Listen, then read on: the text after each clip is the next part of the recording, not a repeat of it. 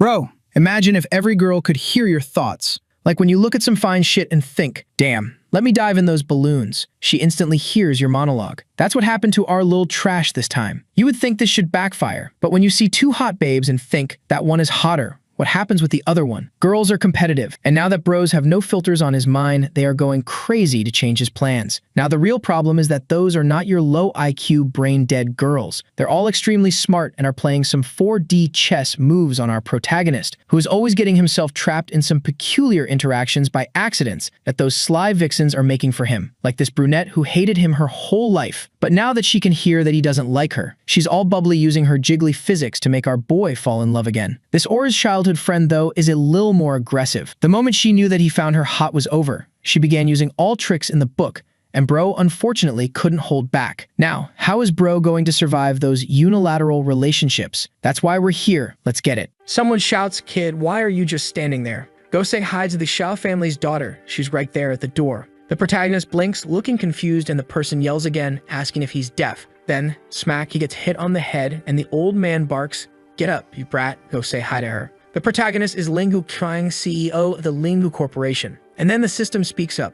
"That old man who just smacked you, that's your grandfather." In this Dragon King C's world, we're in chapter 35, and your identity is the villain Linghu. You've got 5 chapters until you die. Good luck. The protagonist just freezes. Only 5 this time, seriously? What the hell? Smack. Another hit on the head. His grandfather orders him to quit, mumbling to himself, "Get up and greet the girl already." He stands up, muttering, "Fine, you damn old man, I'm going." As he walks through the courtyard, everyone greets him respectfully, and he just keeps thinking, how long has it been since I got trapped in these books? I don't even know anymore. But it all started with that disaster. A billboard had collapsed that day, crushed him flat, and he basically turned into jelly. Right then, a strange voice told him he had activated the counterattack villain system. From that moment on, he started hopping through countless stories. And it's always the same. He drops into a story as the villain who's about to die, and he has to somehow survive against the protagonist. The problem? The protagonists are always broken. He could fire missiles, and they just swat them away like flies no matter how many he launched. The blasts bounce back and blow up the ground he's standing on. The very first time he tried talking to a sword master, the guy ran him through the heart before he could even finish a sentence. And now here he is again, with the system telling him to do his best. A car stops out front. He thinks. So this time it's one of those novels where the protagonist steals the villain's wife. The car door opens. Out steps a girl in tights, glowing with some kind of powerful magical aura. He immediately knows this must be the target. To the left stands Bixuan, a supposed protagonist of this story. And next to him is Churan, the eldest daughter of the Xiao family. Bixuan is practically radiating protagonist energy, glowing like some hero out of a drama. Our protagonist just thinks, damn it, this bastard really is shining. Bixuan approaches, "Miss Xiao, would you like me to carry your bags?" But she just snaps, "Don't touch me." Our guy remembers, "I'm Linghu, the eldest son of the Linghu family, but I've also been her lapdog since forever." He forces a smile. "Don't mind me, I'm just here to spoil you. Spoiling you is what I like to do, don't worry." And now, after all these years of following her around, getting nothing, he has to compete with this guy. Bixuan, who has the perfect advantage of being her bodyguard, always by her side. In this story, he's unstoppable, maxed out, fully stacked. And worst of all, he hates him. Churan beams sweetly. "Hi, Bixuan, carry my purse for me." Linghu Qiang just thinks, this guy's an idiot, throwing away his devotion on a woman like her and wasting the family's resources. None of this even makes sense. And I only have 5 chapters left. How am I supposed to steal this girl from Bixuan? This is one of those harem novels made just to make guys happy, but in my case, it's only here to screw me over. He sighs. You know what? Forget it. I'll just take the beating, put up with the pain, and eventually it'll all be over. Out loud, he says, "Miss Churan, there's something I want to tell you." But she turns around coldly. "I don't care what you have to say, but I do have something to tell you." He gestures. "Go ahead, girl." He already knows what's coming. And she says, "Linghu Qiang, give up whatever hopes you have. I will never marry you, even if your family helps my father make more money through interest payments." Suddenly, the protagonist cuts in, "Good, because I was just about to say the exact same thing." She doesn't even notice and is about to say she won't get involved when she snaps back to reality. "Wait, what do you mean?" He says, "Yeah, I also want to cancel this engagement." She still looks lost, while Bixuan wants to know what kind of scheme is going on this time. Churan agrees with him and tells Linghu to go ahead and reveal whatever plan he's plotting. She warns him that no matter what he says, she won't accept it and won't believe a word. What is wrong with her? Was he playing hard to get or something? Linghu sighs, "Girl, relax. There's no plan here." Miss Bellybutton Top crosses her arms and says, "I've already been through everything you're trying to pull. You're not tricking me with this act." The protagonist is fuming. This damn girl clearly just wants to keep me as her lapdog while I get humiliated in front of Bixuan. Too bad for her. You've already reached enlightenment. I'm done dealing with a stupid woman like this. She turns to leave without even bothering to shut the door. Out of nowhere, Chu-ran freezes. Wait, who just said that? She looks around confused. There's no one else here, so who called me stupid? What was that? The protagonist says, Miss Chu-ran, you're taking this too far. I'll explain everything to the elders myself, that this engagement can't work, and then it'll all be settled. Baeksuan is standing there, furious, while Linghu just storms off. The system pops up, panicked. Hey, something's wrong with the system. Why are his thoughts leaking out loud for everyone in the story to hear? I can't let this bug get reported or I'll be erased. Maybe I can at least tweak it so only certain thoughts and insults slip through. The rest is up to him. Linghu keeps thinking. According to the storyline, Baeksuan gets mad because I stole his woman, and that leads to him beating me up. Which is perfect, because if I don't actually go after Chu-ran, he won't have a reason to do anything to me. At the door, he says they've arrived. Everyone stays silent. Chu-ran is still on edge, still wondering what that strange voice was. Linghu notices that for the first time, she told Baeksuan to stay outside before coming into the room. Oddly enough, Baeksuan didn't even seem all that angry. Inside, the grandfather greets them and Linghu announces that he's brought Miss Chu-ran. One of the uncles sitting in a chair corrects him. Her name's not Xiao, it's just Chu-ran. You should know that, being so close to her. And then the grandfather growls, put some heat on her, you brat. The protagonist says fine, but in his head he's thinking, there's no way I'm getting the #1 beauty in the city. Let her go into Baeksuan's harem. I just want this engagement broken off so I can wrap up this ridiculous story already. But once again, Chu-ran hears every word. Hey, that voice again. It sounded like it came from Linghu. I can tolerate him insulting me, but why is he bad-mouthing Baeksuan about having a harem? She remembers the times Linghu protected her, told her not to worry, promised he'd always be there. He's my bodyguard and I trust him because he keeps me safe. But this has nothing to do with a harem. Could this be some rumor being spread around? Linghu is completely lost, handing over the tea for the patient to take. The grandfather chuckles. These kids are still holding back. Then he turns to his brother. I think it's time they got married, don't you? But Chu-ran suddenly stands up and says she disagrees. I'm sorry, Grandfather Linghu, but I have no relationship with Linghu Han. Marriage is out of the question. I don't love him. The protagonist replies, I agree with her. She's right. Forcing something like this would be wrong. It's better if we each go our own way. She finds his behavior strange again. Why is he acting like this? Then what I assume is her grandfather says, boy, you should agree with your wife, but now's not the time for this, son. She's still a little immature sometimes, so you don't need to worry about her words. But Linghu replies, no, uncle, you've got her all wrong. She's an extremely mature woman. If she's decided she's not getting married, that it's not happening. That's it. No way we're getting married. Absolutely no way. The protagonist doesn't want to get beaten up by Baeksuan for no reason, while Chu-ran stands there baffled. Why did he change so suddenly? Yesterday he sent me a 5,000-word letter. Her grandfather gets emotional. Boy, I get it. You're going to stay by her side even without the engagement. That's what you mean, right? You really are remarkable. Linghu mutters to himself, you got it completely wrong, old man. But the uncle turns to Chu-ran and tells her she has to realize how far Linghu is going for her, and that this marriage will happen. The protagonist suddenly drops to his knees, tugging at his pants. No, uncle. No, no, no. I don't want to marry her. Please forgive me. Chu-ran overhears him and he thinks, you stupid woman. You're always opening that big mouth to say you don't want to marry me. Why are you quiet now? Go on, complain to your father. Tell him you don't want this marriage, you idiot. But then, out of nowhere, Chu-ran smiles. Suddenly, her whole attitude changes. Oh, great, look at this damn woman. Look what she's about to do. She says, wow, I think I finally understand. You keep talking about not wanting to marry me, and I thought you'd change your mind. But really, you just want to protect me. Father, grandfather, I've decided. If we don't have feelings yet, we can build them. I agree to marry him. No. The protagonist just stands there, completely lost.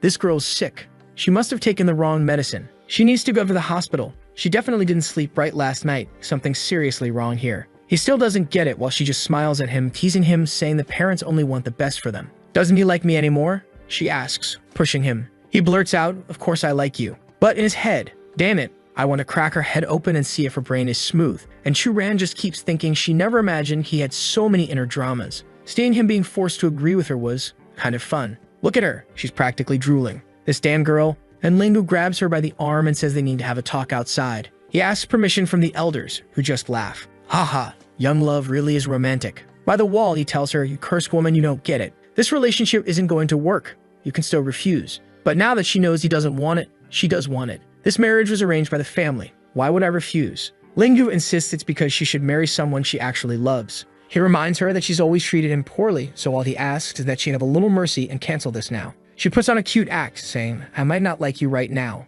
but what if I start to like you later? The protagonist yells, no, Baeksuan's going to kill me. And now Chu-ran hears that too and is confused. Why does he keep mentioning Baeksuan? What could Baeksuan possibly do to him? And why would he even do anything? Why is Linghu, one of the top young masters of the great families of Sang City, afraid of a bodyguard? Suddenly, Linghu puts his hand to his chin. It's over. Too late now. He slams his hand against the wall and says he'll ask one last time. Will you accept or reject it? She smiles and says she accepts, and even asks what he's going to do about it. The protagonist just freezes. He really can't do anything. And with that, they're already raising glasses of wine, celebrating the marriage of these wonderful young people. Everyone at the party is talking about it. An alliance between the Lingyu family and the Xiao family was a powerful thing indeed. They always used to say that Miss Xiao wasn't interested in Lingyu, so apparently all those rumors were wrong. Bixuan is standing there shocked. What just happened? She suddenly changed her mind. He's so mad he shatters his glass in his hand. Then he growls, "Xiao, I'm against this marriage." The protagonist is sweating bullets.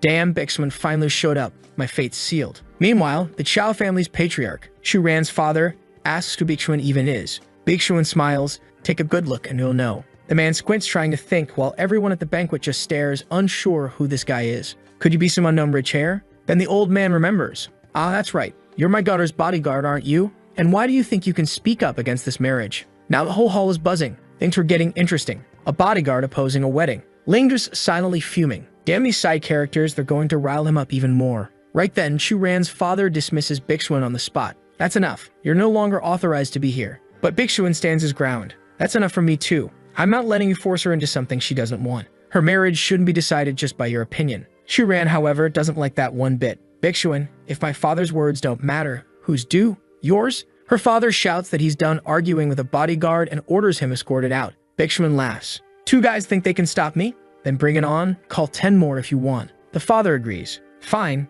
If that's how you want it, everyone, get him. Bixuan glances sideways, then launches a punch straight into the first guy's gut, sending him flying. The rest of the guards hesitate, then mutter, "Guess we have to go together," and rush him. Bixuan crouches, ready, slams a fist into one guy's jaw and backhands another, and suddenly a wave of energy bursts out from him, sending everyone flying across the room. Who's next? He growls. Ling was just watching, stunned. Whoa, this guy's really strong. I'd better get out of here before I get caught up in this. Then he claps his hands, smiling. Wow, brother Bixuan, you're so strong. Come on, man, you're taking this wrong. Why get so mad? Don't worry, Shu Ran won't marry me. Isn't that what you want? Everyone around is whispering. This bodyguard just ruined the wedding. What a disgrace for both families. But they're impressed with how calm Lingyu stayed. He looked so poised, so regal. This was what a noble young master should be. Bixuan thinks this must have been Lingyu's plan all along, to make him look like the fool. Meanwhile, the protagonist is panicking. What the hell's going on here? Usually the crowd never sides with the protagonist. Why are they agreeing with me this time?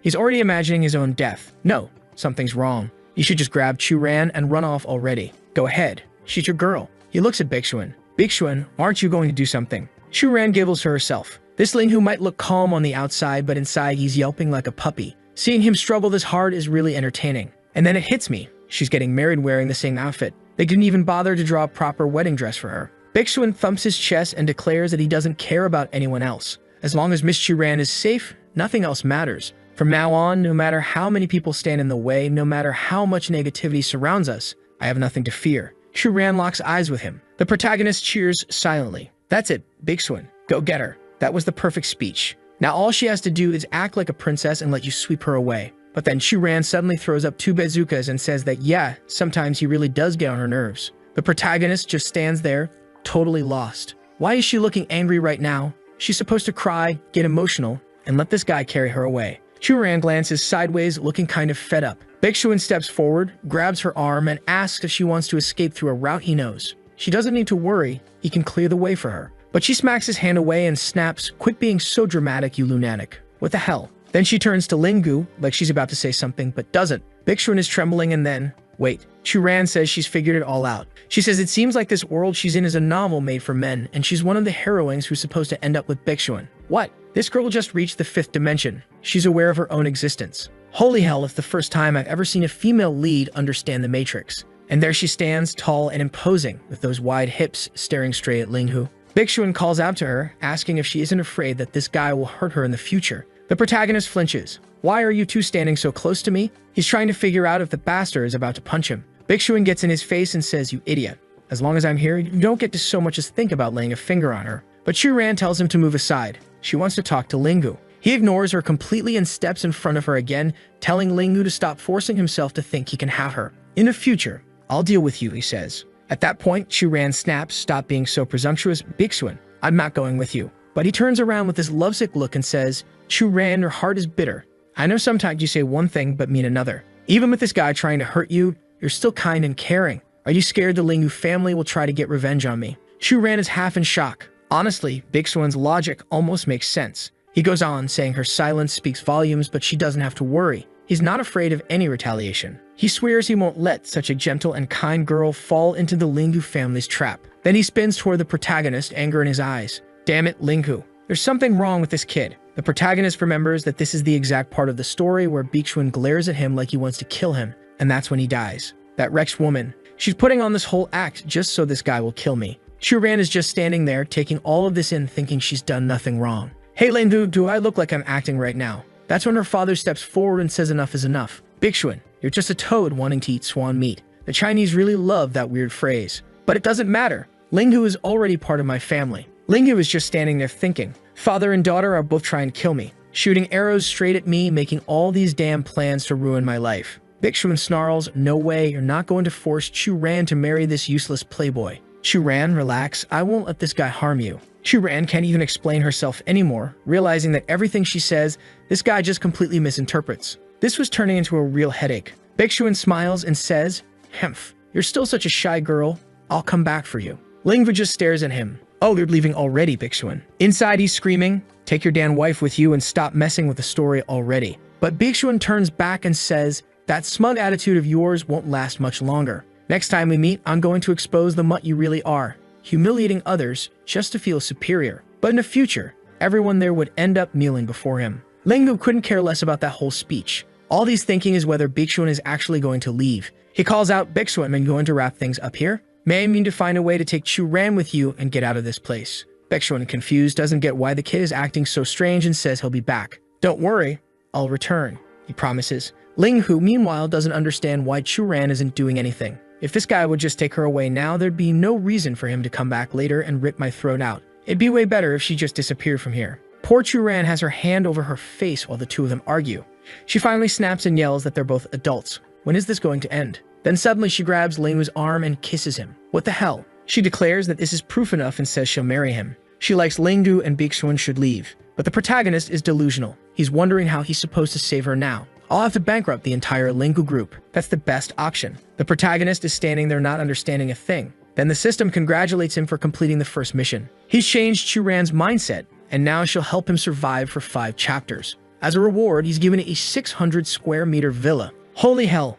This is the first time I've seen a system story where the guy actually has to work hard to get something. This was no freebie. But the protagonist is just thinking, come on. I've got 9 digits in my bank account. What am I supposed to do with a villa? And just like that, we're in the protagonist's new house. Finally, after that chaotic banquet, he's able to relax a little. Sitting there peacefully, sipping wine, he says, "Hey system, got anything for me?" Right away, the little interface pops up. Yes, today begins the second stage of the story. In this part, Chu-ran and Lingu are forced into this so-called alliance marriage. Dajuan, her father, takes the two of them to meet Emperor Tanzu. Tanzu is the uncle who trained and raised Dajuan, now 70 years old with an illness that's getting worse. So everyone is bringing him treatment after treatment, most of which are useless. In the original story, Lingu introduces a special doctor, almost like a divine physician. But in the end, he just embarrasses himself, and once again, Bixuan shows up to humiliate him. That's because Bixuan had already mastered the 9 profound heavens, a medical technique with a perfect success rate. With that, Bixuan miraculously saves old Tanzu,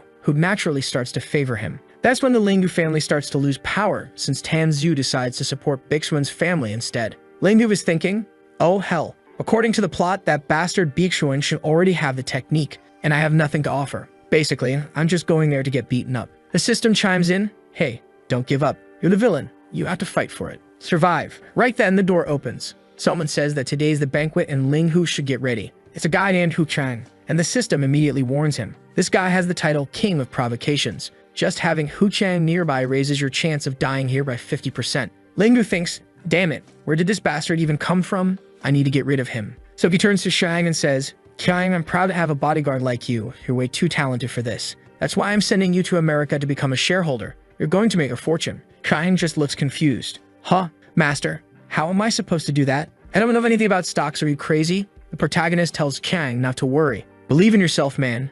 Give it your all. Get on that plane. You're gonna become the best. He thinks to himself, finally, with the guy who we've spent all day provoking everyone gone, I'm free. But yeah, right, like they'd actually write him out of the story so easily. Baldi's gonna be back any minute. Outside the Tan family hotel, our boy steps out of the car, straightens his tie, and tells Chu-Ran they've arrived. But while he's busy with his little plan, another mage with those big magical spheres shows up, asking why he looks so familiar. What the hell is this? Is this some kind of action figure? I can see every possible angle. She steps out of the car and says she remembers now. Oh no, he's already tugging at his tie. She asks if he's not the ex-boyfriend she hated most. This one's going to be even tougher. She already knows him. The protagonist thinks there I am, hand on my hip, and remembers. This is Malcolm Yi. The name comes back to him as the system triggers a memory. They were childhood classmates and had a sweet relationship for a while, but it seems they broke up over some completely ridiculous misunderstanding. Not long after that, Lingu became Chu-Ran's lapdog, and that's when she started pulling away from him. The guy can't go 16 seconds without a woman around.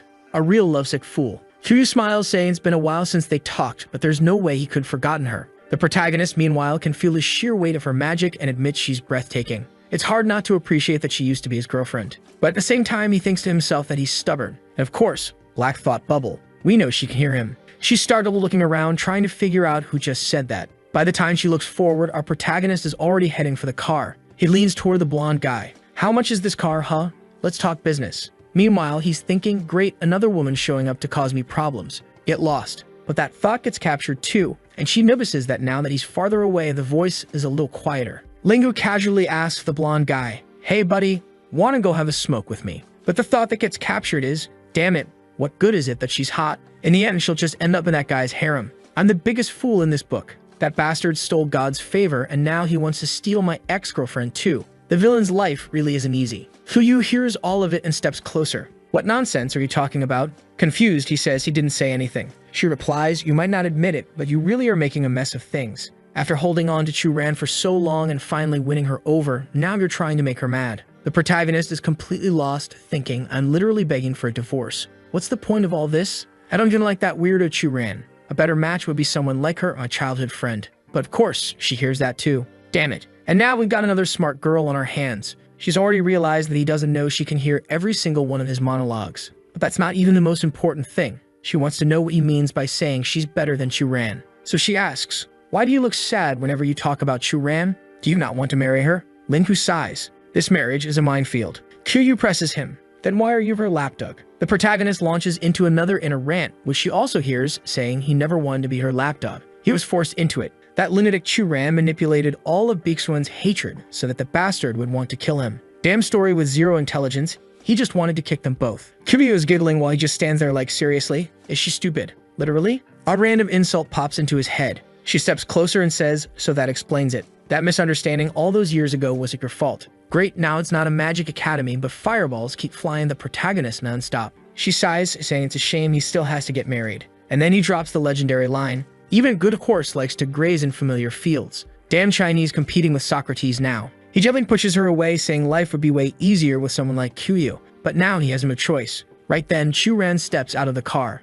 and she heard his inner monologue saying Kiryu would be better for him than her. She sees them close together and shouts his name. She's clenching her fists in anger, watching them so close, but then stops for a moment and decides to play it smart. Oh, this girl knows how to play. She walks over, all smiles. Lingu, I've been looking for you for so long. He's completely confused. What the hell is going on? Feels like Magic Academy again. Another fireball straight to the poor guy's face. Before he can react, she grabs his face and says she wants a kiss. The protagonist is baffled. Why the hell does she have a sudden personality switch like that? Kiryu instantly realizes it's just a cheap trick. Lingu, we'll have a talk after the banquet. Don't forget, my number hasn't changed. She says this right in front of the fiancé, who's showing up to get married in the same dress again. Oh wait, right, today is just the meeting with the old man. Chu-Ran pinches him hard, glaring. You bastard, did you forget you're going to marry me? Why are you flirting with other women? The protagonist snaps back. Chu-Ran dropped the act. There's no one else around. You think I don't know? You don't even want to marry me. But Chu-Ran demands,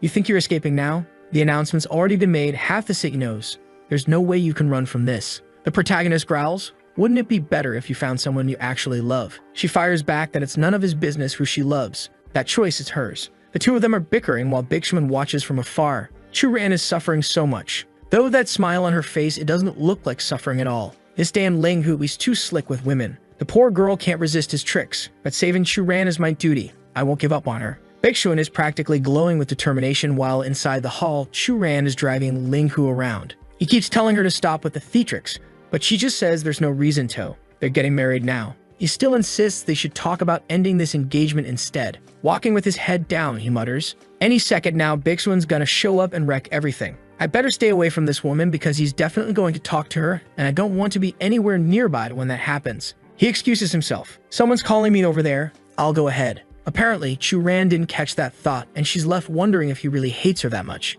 As he passes by, Tan-Zhu spots him and calls him over. "Ling-hu, I was looking for you. I prepared an incredible gift for you." The gift is Dr. Shangwen, who steps forward and adjusts his glasses. "Yes, I am a top-class physician," he says confidently. Tan-Zhu explains, "Ling-hu, this man is an excellent play. Even if his treatment doesn't work, people will see that you tried out of goodwill. And if it does work even better, this will definitely strengthen the bond between the Xiao family and the Ling-hu family." The protagonist just asks, "What's this old man's name again?" He remembers that in the original story, the so-called divine doctor was also brought in, and his surname was Shangwen. But in the end, Baeksuan exposed the guy as a complete fraud. Ling-hu had tried to make sure that man wouldn't appear at all, because if Baeksuan humiliates him, he'll be associated with the failure and might get beaten up for nothing. He's doing everything he can to remove the people who only make his life harder, but it's not easy. Then he wonders if there are parts of the story that just can't be changed, like the doctor's appearance, since the whole plot kind of revolves around him. Tan-Zhu interrupts him. "Boy, why are you just standing there? Don't you want to take the doctor inside?" The protagonist clutches his stomach dramatically. Stomachache, give me a second. And he bolts for the bathroom. Outside, holding a wine glass, he thinks the whole situation is completely insane. And then, bam, his childhood friend shows up sticking close to him. She asks if something's wrong because she can tell he's not doing well. She grabs his jacket, saying she noticed his interactions with Chu-ran didn't look natural at all. Ling just glares at her and tells her to take her hand off him. "I'm already engaged," he says. But in his mind, he's thinking that in his experience with these kinds of stories, you never touch a beautiful woman because they'll all end up in a protagonist's harem anyway. Kuryu says none of that matters. Marriages can be called off. The protagonist just stares at her, thinking to himself, another thought bubble that gets captured. This girl really is testing my mental fortitude. He's trying to resist, but this little demon with a tiny waist and everything else going for her is hard to ignore. Of course, she blushes right away, wondering if he really thinks that. She decides to go in for stage 2, saying she wants him to be honest. "Who do you prefer, me or Chu-ran?" The protagonist turns away and says, "Chu-ran is my fiancé. You're just a stranger." But inside, he's thinking, "Damn it, I can't hold on anymore."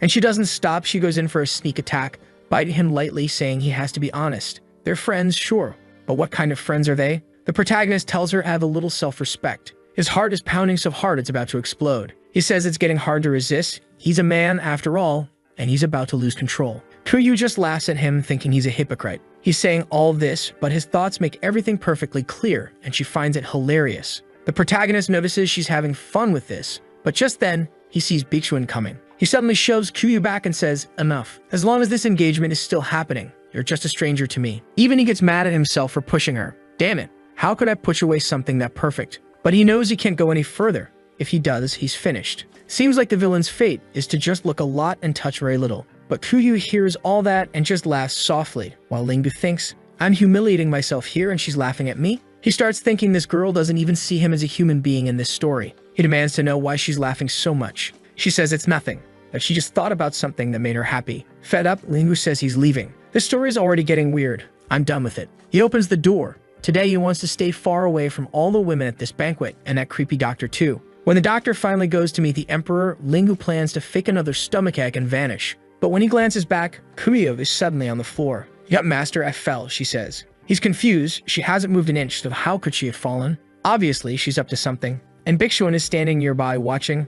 Ling-gu knows this bastard is going to step in any second. Kuryu says, "Young master, help me up." Inside, Kuryu is thinking it's all clear now. He doesn't like Chu-ran, so all she has to do is take advantage of that and make him fall for her again. Ling-gu just says, "You fell. That's your own fault. Nobody told you to wear heels that high." Then he turns to leave. But he stops for a moment, realizing that even if he can't get close to her, he also can't just insult her. If she gets angry and complains to Baeksuan, who will eventually have her in his harem, he's going to get beaten and screwed over anyway. Kuryu hears all of that loud and clear. She warns him, "Ling-gu hang, if you don't help me, I'm going to get very angry. And me being angry could have serious consequences." He panics and tells her, "All right, get up slowly," while thinking, "Damn girl, don't get too close to me. You're going to be Baeksuan's concubine sooner or later." Kuryu can't understand what he means. She's a noble woman of the Mao family. Why would she ever have anything to do with Baeksuan? He asks her if she can walk or if he should call the doctor. She insists, "I can't walk. You'll have to hold me by the waist like before." And right then, it's internal bleeding time.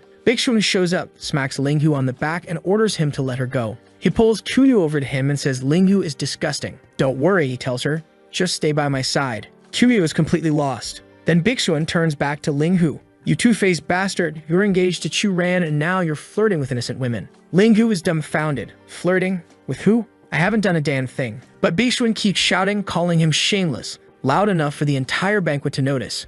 Kuyu urges him to keep his voice down, but Bigshun refuses. This guy needs to be called out publicly. Chu Ran has to see his true colors. And just then, a bald-headed man appears, demanding to know what's going on and what Linghu's relationship is with his sister. This is Mao Xiaojun, Q's brother. The two men stare each other down, but somehow they already seem to understand one another. Linghu knows these siblings have some shady schemes going on. According to the story, Xiaojun and Qiu are fighting for control of the Mao family. And before the banquet, Xiaojun secretly met with Bigshun and struck a deal. They convinced a faction of the Mao family to invest in a garbage project that's guaranteed to lose money. When that happens, Xiaojun will gain more power and take full control of the family. But Bigshun has an even smarter plan. Right before the stock value crashes, he'll contact Qiu and save her family, securing her loyalty and, of course, adding her to his harem. Linghu just thinks, these dogs are ruthless. Qiu is standing there shocked. Apparently she heard everything. Xiaojun asks if she needs help, but she's seething with anger. She can't believe her own brother is plotting with outsiders for something like this.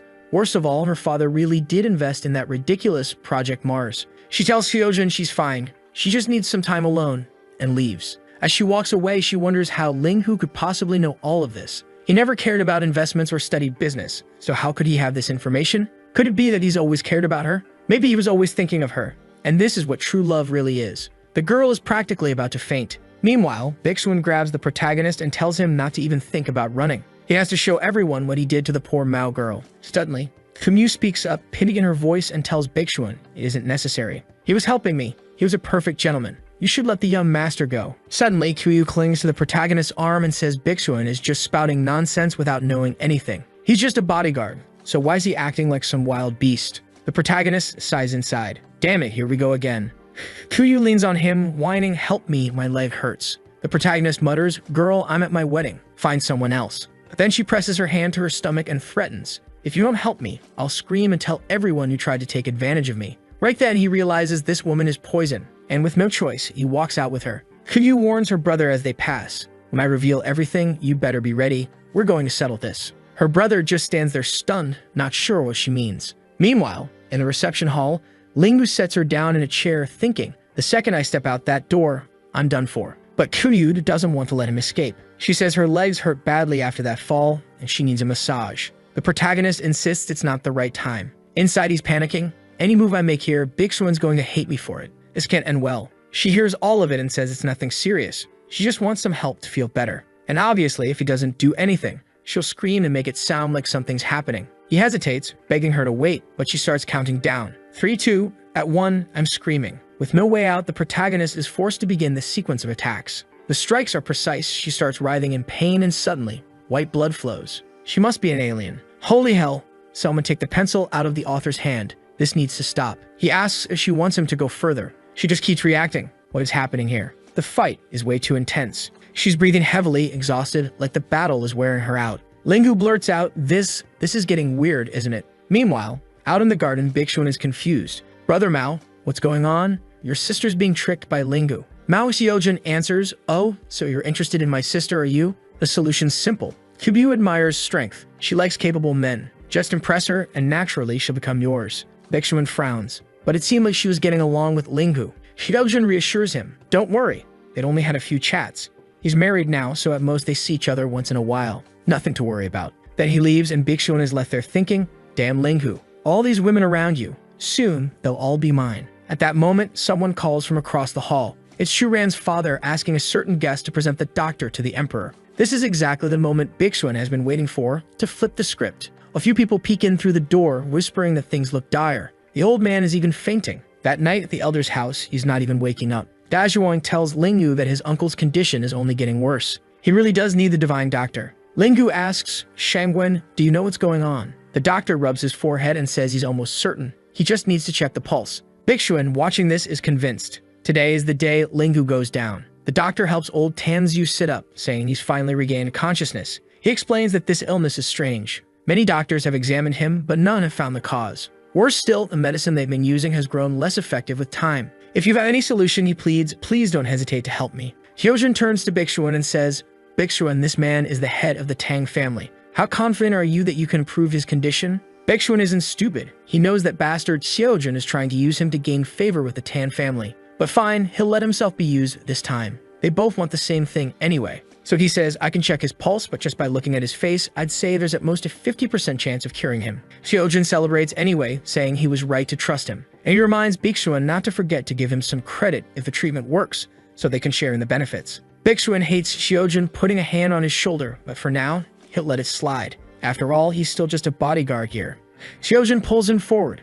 Come on, let's check his pulse. But Baeksuan stops him. He remembers the saying, show a brick to attract jade. Meaning, you show something of little value first and then the truly amazing thing appears later. If they rush in and show off his skills too early, it won't have the same impact. He explains they should let the other guy go first. Hyojin asks, wait, you mean let the divine doctor try before us? But if he cures him, we're screwed. Baeksuan assures him, relax. That guy only pretends to be a doctor. He's just a fraud. And if the divine doctor fails, just imagine how impressed they'll be when we step in afterward. Hyojin thinks about it, then nods. Makes sense. Damn, Baeksuan. You're sharp. At that moment, Hyojin puts a hand on the so-called doctor. Everyone, look who we've got here. It's the divine doctor. He drags the man forward and says, Dr. Divine, didn't you just arrive with the Xiao family? Why don't you take a look at the old master here? One of the sons exclaims, thank God the Xiao family brought someone to help us. Shangwen hesitates, but says he'll take a look. In the background, the father is quietly cheering him on, telling him to do his best. Linghu, on the other hand, is anxious, thinking that in the end, this whole mess is going to fall on him. Da Zhuang steps up to reassure everyone. The 18th generation of the Wang family has produced incredible doctors. They've saved countless lives. Divine Dr. Shangwen is unmatched. They say he's the reincarnation of Master Hua himself. Linghu mutters in his head, damn it, why are you exaggerating this introduction so much? If it goes wrong, they'll all blame me. Shangwen examines the pulse. My analysis shows the rhythm isn't right. This illness comes from the liver. It seems his gallbladder is blocked by the 6 meridians and fire is spilling into the heart. The poison is building up in both heart and liver, worsening his condition. Then he says calmly, but don't worry. With my technique of the 9 divine meals, everything will be resolved. Baeksuan smirks from the side. Ridiculous technique. My celestial spiritual flower is far superior. Once you embarrass yourself with this, I'll step in. That will be the moment of Linghu's downfall. The doctor begins preparing the needles. Then suddenly, he calls for young Linghu to come closer. The protagonist freezes. Me? The doctor nods. Yes, I need a certain kind of help. I'm counting on you. Linghu panics. I don't know anything about medicine. There's no way I can do this. Inside, he's thinking, why the hell is this guy calling me over? Even slaughtering pigs requires a professional. What makes him think I'm useful here? At this rate, I'm dead tonight. But Shangwen says, young Linghu is very humble. Are you really going to keep this secret from everyone? Then he turns to the crowd and declares, I've heard that a long time ago, young Linghu received a talent in the art of medicine. The last time my shoulder hurt, he hit the perfect acupuncture point and the pain was gone in a second. Linghu is just standing there thinking, this guy's out of his mind. He's obviously kissing up to me in the most obvious way possible. But Shangwen just says, Linghu, let's begin. Take this needle and disinfect it. He goes straight for the first one on the forehead, saying this point is perfect for getting rid of back pain and even colds. This one on the head regulates his meridians. The protagonist just nods along, saying nothing. While Shangwen keeps giving instructions, Baeksuan is smiling to himself. Then he says, your order is correct, but you still lack strength. Shangwen immediately demands to know who this ignorant brat is that dared to speak. Baeksuan, unshaken, asks if he feels so guilty he can't even look at him. The doctor turns and snaps, who do you think you are, kid? Young Master Tan, throw this brat out already. It's an insult that he's even here. Tan raises his hand, ready to act, but Baeksuan stops him. You better think carefully. I'm the only one who can save Tan Zhu. If you kick me out now, you lose your only hope. Shangwen pounds his chest and says, you really are an ignorant child. Do you actually think I can't handle this? The protagonist just watches silently, thinking this is the part where they start staring each other down. Does the bet come right after this? And right on cue, that thought is heard by both Churan and Huyo. Then Shangwen points and says, since you're brave enough to speak like that, how about a wager? If you really understand medicine and are so confident, let's see who can solve this first. If this old man's needles cure the master, you'll kneel and bow to everyone here. And you'll kneel and bow to young Master Linghu as well. The protagonist is lost. Why am I getting dragged into this again? I didn't even want to be part of it. But Baeksuan says, fine, we'll make that bet. But what happens if you fail to cure Master Tan? Linghu is terrified. Baeksuan answers for him, If you lose, both of you will kneel to me. Lingyu is already picturing himself kneeling. I really am cursed. According to the story, Shangwon is guaranteed to lose. He's missing one page from the secret divine acupuncture technique, the part where he has to let a bit of blood flow to make it work. And the divine doctor doesn't know that. At this rate, Bixuan's going to crush me completely. But then he thinks maybe it's not the worst thing in the world. Kneeling and bowing isn't that big of a deal. The only bad part is that this bastard will get closer to gathering all the beautiful women as his concubines. But the ones who overhear this are the fiery ones who have no intention of becoming Bixuan's concubines. At that moment, the doctor inserts the last needle and says all that's left is to remove it. Tan's son tells his father to try getting up. He hasn't felt this good in a long time. The old man says, "The pressure in my chest really has eased and even my head feels clearer." Dr. Shangwon truly is amazing. Everyone around them starts praising him, calling him the divine doctor. But Lingyu is confused. Wait, in the original story, this is the part where the old man coughs up blood. And just as he thinks it, Tan coughs up blood. Bixuan immediately says, well, what's this? Looks like you're not fully recovered after all. Seems you'll have to rely on me now. That so-called divine doctor is a fraud. Tan begs him to act quickly. His father isn't doing well. But Bixuan just sneers. This is the price you pay for trusting a fake like him. If you had trusted me from the start, everything would have gone perfectly. But you stood by that useless idiot Linghu. And now that you've reached this point, I changed my mind. When they lose, they'll both have to bow their heads and lick his feet. Both girls are shocked and glance at each other, each realizing the other had the exact same reaction. Chu Ran is furious because she notices Qiu actually seems worried about him. Bixuan steps beside Chu Ran and says, "Don't worry, Chu Ran. He's not worth your pain." Qiu, on the other hand, goes straight to Linghu. Bixuan tells him this is the price he pays for playing with the hearts of these beautiful girls. Qiu just turns to him and asks, "Who do you think you are? Even Chu Ran doesn't need you." Then Chu Ran herself walks up to Linghu and says she's certain the doctor is incredible. She recalls another time he treated a similar patient and used that finishing technique, one that lets the Zhu point bleed.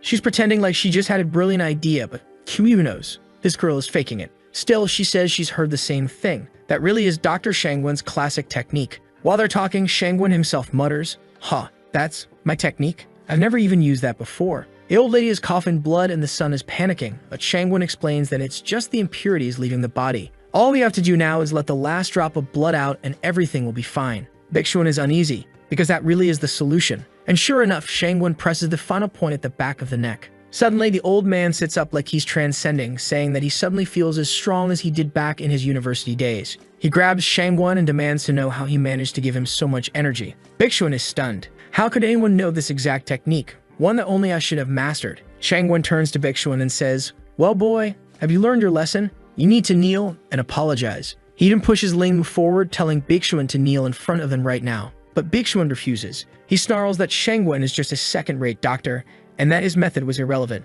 In the end, you're just a bunch of arrogant fools who don't even know what you're doing. But Shangwon answers, "Call me whenever you want, but I just proved I could heal the elder. And you did nothing but talk." Linghu was just thinking, fine, let them fight among themselves. As long as I stay out of it, I'm good. But everyone around them starts whispering. This Bixuan guy talks big, but he hasn't done anything. Said the doctor was a fraud, but in the end, he cured the elder. Bixuan is seconds away from exploding with rage, thinking that all he has to do is show a fraction of his power and his celestial spiritual flower technique. Seeing Chu Ran nearby, he decides it's time. He clasps his hands and suddenly energy begins swirling around him. The crowd gasps. Whoa, this guy's magical. He's the real deal. Another old man watching recognizes it right away. That's the technique of the divine spirit herb. Linghu, meanwhile, is fuming. Look at this bastard. He's just using this display so everyone forgets he's supposed to kneel. Still, he admits it's perfect. Surely Chu Ran and Fuyu must be impressed. But when he glances over, both of them are staring at him. Why are these damn girls looking at me? Shouldn't they be admiring Bixuan's incredible power right now? The two of them lock eyes, and it seems they both realize that each can hear his thoughts. Suddenly, Qiu clings to Linghu, teasing him. "You naughty thing, always glancing back at me like that." Chu Ran snaps from the background, telling her to stop being shameless. The two girls glare at each other until Xiaojun steps forward. Well, looks like Master Bixuan really does have great ability. There's no need for the doctor to humiliate him. Let's just let bygones be bygones. But Shangwon immediately objects. No way, we're not just letting this go. 1 second he's being arrogant, trying to humiliate everyone. And now he thinks he can just lick a shoe and walk away like nothing happened. Xiaojun laughs and says, "The great divine doctor is hilarious. Very entertaining. Don't worry, your jokes are great. But how about we just drop this whole thing?" Suddenly, Tan Zhu interrupts everyone, thanking them for coming and saying he truly appreciates the effort each person has put in. Linghu, in the background, is thinking, damn, the guy got away thanks to Xiaojun. really is a good little lapdog. He knows that if he, the villain, had lost here, he'd probably have had his legs broken. Baeksuan glances around, then relaxes. At least it hadn't been as bad as he imagined. He walks up to Chu-ran and asks, "Are you mad? I know I acted strangely and let my emotions get the better of me. I said things I shouldn't have." But she just steps back, saying he doesn't owe her any explanation. That hits him hard. He grabs her shoulder and says he needs to explain himself. "Yes, I may just be a bodyguard now, but I don't want to stay that way forever. With my skills, I'll give you a life full of wealth and luxury." Linggu is just listening in from the side, his ears practically twitching, catching every word. Baeksuan goes on, "I'm doing all of this for you, working hard so I can shine in front of you and give us a better future." Chu-ran asks if it's really all for her. He swears it is. "If I had the chance to treat that master with just 3 needles, I'd feel better than ever." Linggu is just thinking from a distance, this guy is really obsessed with power. He embarrassed himself and still has the nerve to say it's all for Chu-ran. He's a hell of an actor. Poor girl's probably falling for his little speech like a fool. But she hears every word of his thoughts, and suddenly realizes that all of Baeksuan's seemingly heartfelt words were just calculated tactics. If not for Linghu, she really would have been fooled. Baeksuan asks if she forgives him. Linghu is thinking, forget all the formalities. If she wants to be part of this guy's harem, that's her choice. After all, she wanted to end this engagement too, so fine, even if she was my wife. Just hearing the words "my wife" is enough to make Chu-ran react. Baeksuan notices her change and asks what's wrong. Chu-ran's expression hardens and she says, "Didn't we bet that the loser would have to kneel in public? Or are you naive enough to think you can walk away without paying the price?" Baeksuan freezes. "What did you just say?" Even Linggu is confused. "Big sis, why are you doing this? You already gave him a way out. Let him leave quietly. Stop provoking him." Chu-ran turns to glare at him. "Stop looking at me. Look at Baeksuan instead." She sighs, then looks back at Baeksuan. "Didn't we agree the loser would kneel?" Baeksuan asks if she really wants him to kneel in front of that trash. Linghu, on the other hand, is wondering if the plot is trying to force itself back into place, dragging everything back to ruin the poor villain's life after he finally managed to avoid disaster. He's squeezing Kyuu's hand without realizing it. She takes it as a sign of affection. Her heart practically skips a beat. Chu-ran notices it too, and immediately glares at them before calling out, "Li Linghu Hang, get over here." Baeksuan admitted he lost, and now he's going to kneel. Baeksuan looks confused, but then convinces himself, "Ah, I get it now. Chu-ran just doesn't want me to look like someone who can't keep his word. She's protecting my reputation so people won't think I'm a sore loser." He puts a hand over his chest and thanks her for safeguarding his honor and his desire to be an upright man. Baeksuan turns and says, "Come here, Linghu, and make sure you understand, I'm kneeling for Chu-ran, not for you." Then he starts to crouch and our boy panics.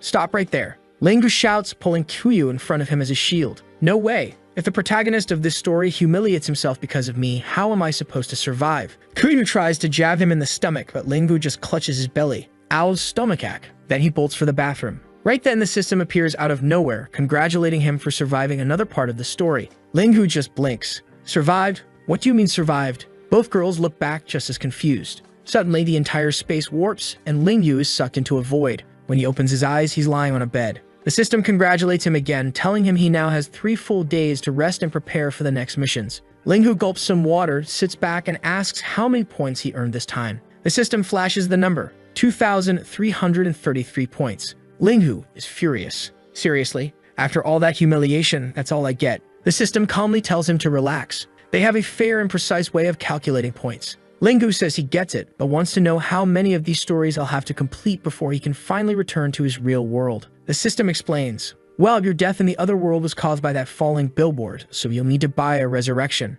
Linghu immediately asks how much it costs. The system apologizes. A resurrection costs 88,888 points. Right away, Linghu hurls a pill at the system and tells it to disappear. He realizes he only earns 100 points each time he clears a story. At this rate, he'd need to complete around 8,000 stories, and with 3 days of rest between each one, he does the math and decides he might as well just stay dead. But the system urges him not to give up. The better he performs in the missions, the more points he'll earn. Linghu just collapses on the bed. "I quit.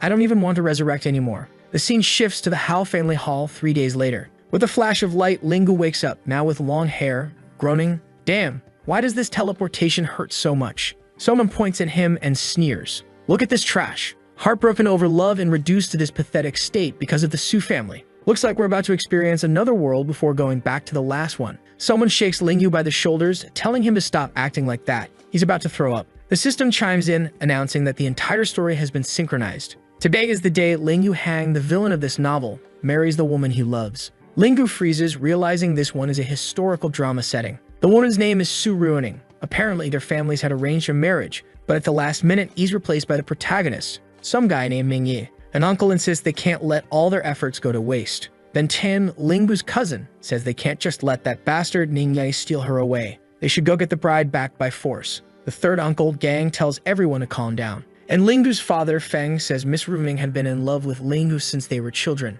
Gang pushes back at his older brother. The Su family broke the promise they made. Why are you being so sentimental? If they don't value the bond between our families, then from this day forward, the Lingyu family should cut ties with them completely. But Linghu, now fully caught up with the story, just thinks to himself, are these people idiots? The Su family is about to dominate the entire region's negotiations. That's because Ningyu's future achievements will make everyone in the entire Chuanshan region want to kiss his feet. Punishing the Su family would just be plain stupidity. Linghu is thinking all this, and apparently, this time everyone can hear him. He keeps going in his head. It's not like I'm just losing the first woman I ever loved. There's nothing wrong with that. Besides, this Ningyi guy seems like a good dude. His family went through a lot, and ours made his life miserable. If he hadn't been pushed this far, maybe he wouldn't be against everyone. At this rate, we're going to become the villains. No, actually, we already are the villains. Everyone is silently listening, starting to realize they just overheard some dark secret. Someone suggests they should all sit down, but everyone is too embarrassed, fidgeting, wanting to leave, quickly changing the subject. Meanwhile, Tian, the blue-haired cousin, is standing there thinking,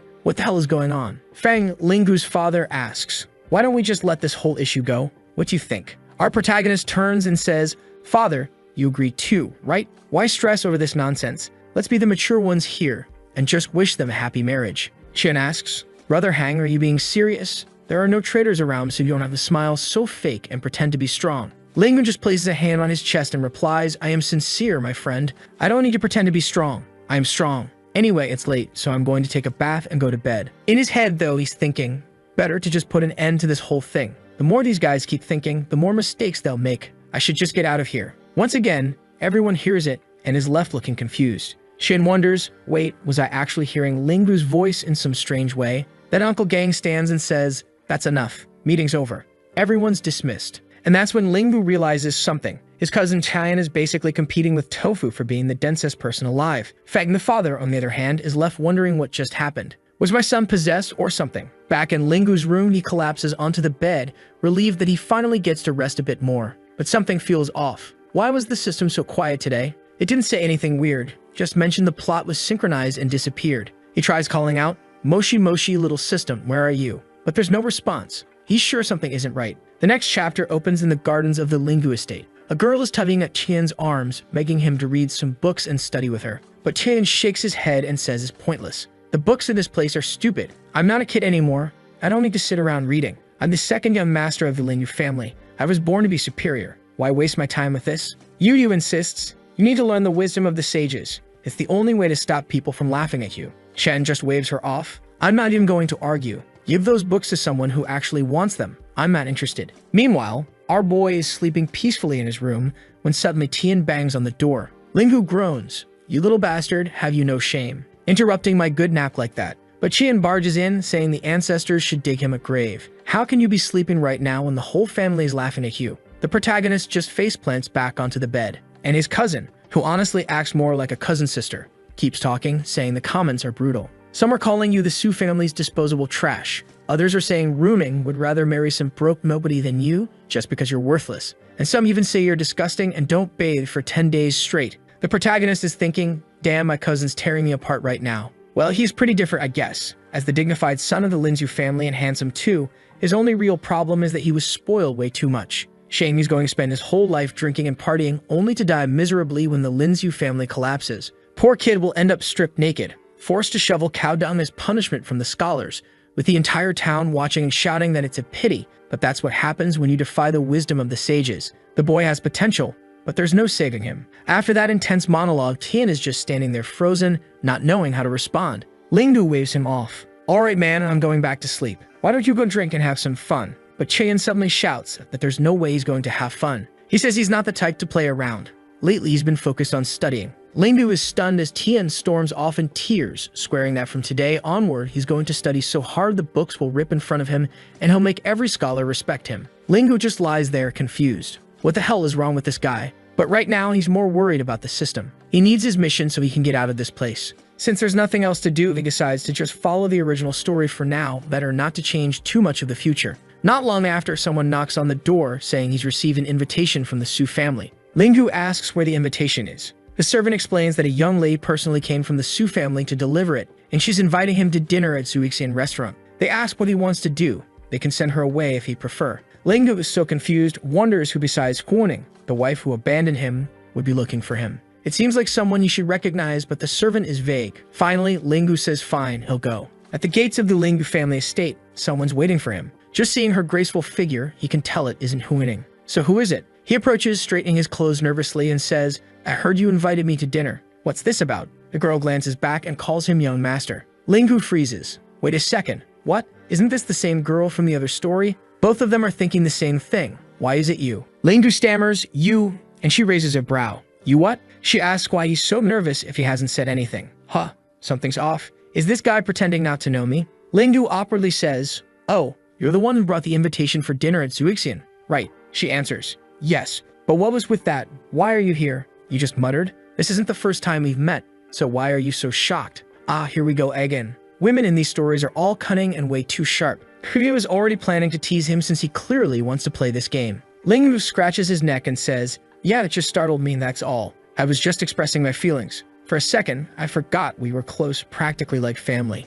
Kuryu grabs his arm and smiles. What a coincidence. This green outfit looks much better on you than that black one with the gold trim. Linggu freezes. Wait a second. She's talking about the outfit I wore back during the Tan family arc. He starts trembling. System, stop playing around and give me my mission already. Kyubyo is one of the heroines from the other story, the Dragon Sea arc. What the hell is she doing here? She stares him down and says, stop pretending, you scoundrel. You really think I wouldn't recognize you just because you changed clothes? Or are you just bitter because you didn't marry your childhood sweetheart, Miss Huoning? That definitely sounds like the wrong thing to say because the protagonist grabs her right then. And damn, he pulls her close from behind and tells her to stay quiet. He says he'll explain everything, but they need to keep silent for now. Kuryu finds it strange, wondering if he's really trying to hide inside his own house. They start walking together while the people nearby just watch in stunned silence. Linggu's parents are both confused. His father says, are we hallucinating right now? But his mother shakes her head. No, I think I just saw him grab Miss Kuryu right there in the middle of the hall. The father frowns, not understanding when his son got so close to Mao Kyu's daughter.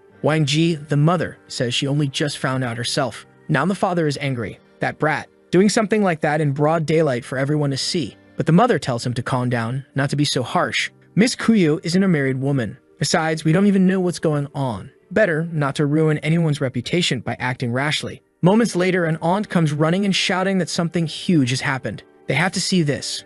Apparently, Qian Yi, the same guy who refused to study earlier, is now suddenly determined to pass the imperial exam. The parents are baffled. Shan had never studied a day in his life. Someone is holding a manuscript while he fumbles through it, mumbling something about manifestation. The old man shakes his head, saying the boy doesn't even know the meaning of the word virtue. And then, whoa, look at who's by the window. It's the concubine of this world's version of the protagonist. Linggu's just staring like, why would anyone marry someone like that? She, meanwhile, is wondering why Tyan is suddenly trying to study. He's useless. And in her mind, this must just be another scheme to borrow money so he can go out drinking like an idiot. Good thing he's too dumb to actually learn anything, she thinks. Otherwise, he'd probably cause even more trouble. Back with the protagonist. Linggu barricades the door with a plank of wood and demands to know what Kuryu is doing here, and why she's suddenly Huoning's cousin in this world. Kuryu says she has no idea. When we were at that dinner with Bixuan, there was a flash of light and I passed out. When I woke up, I was already here, at Huoning's wedding. Linggu is completely confused. Not only did the system disappear, but now is dragging characters from one story into another.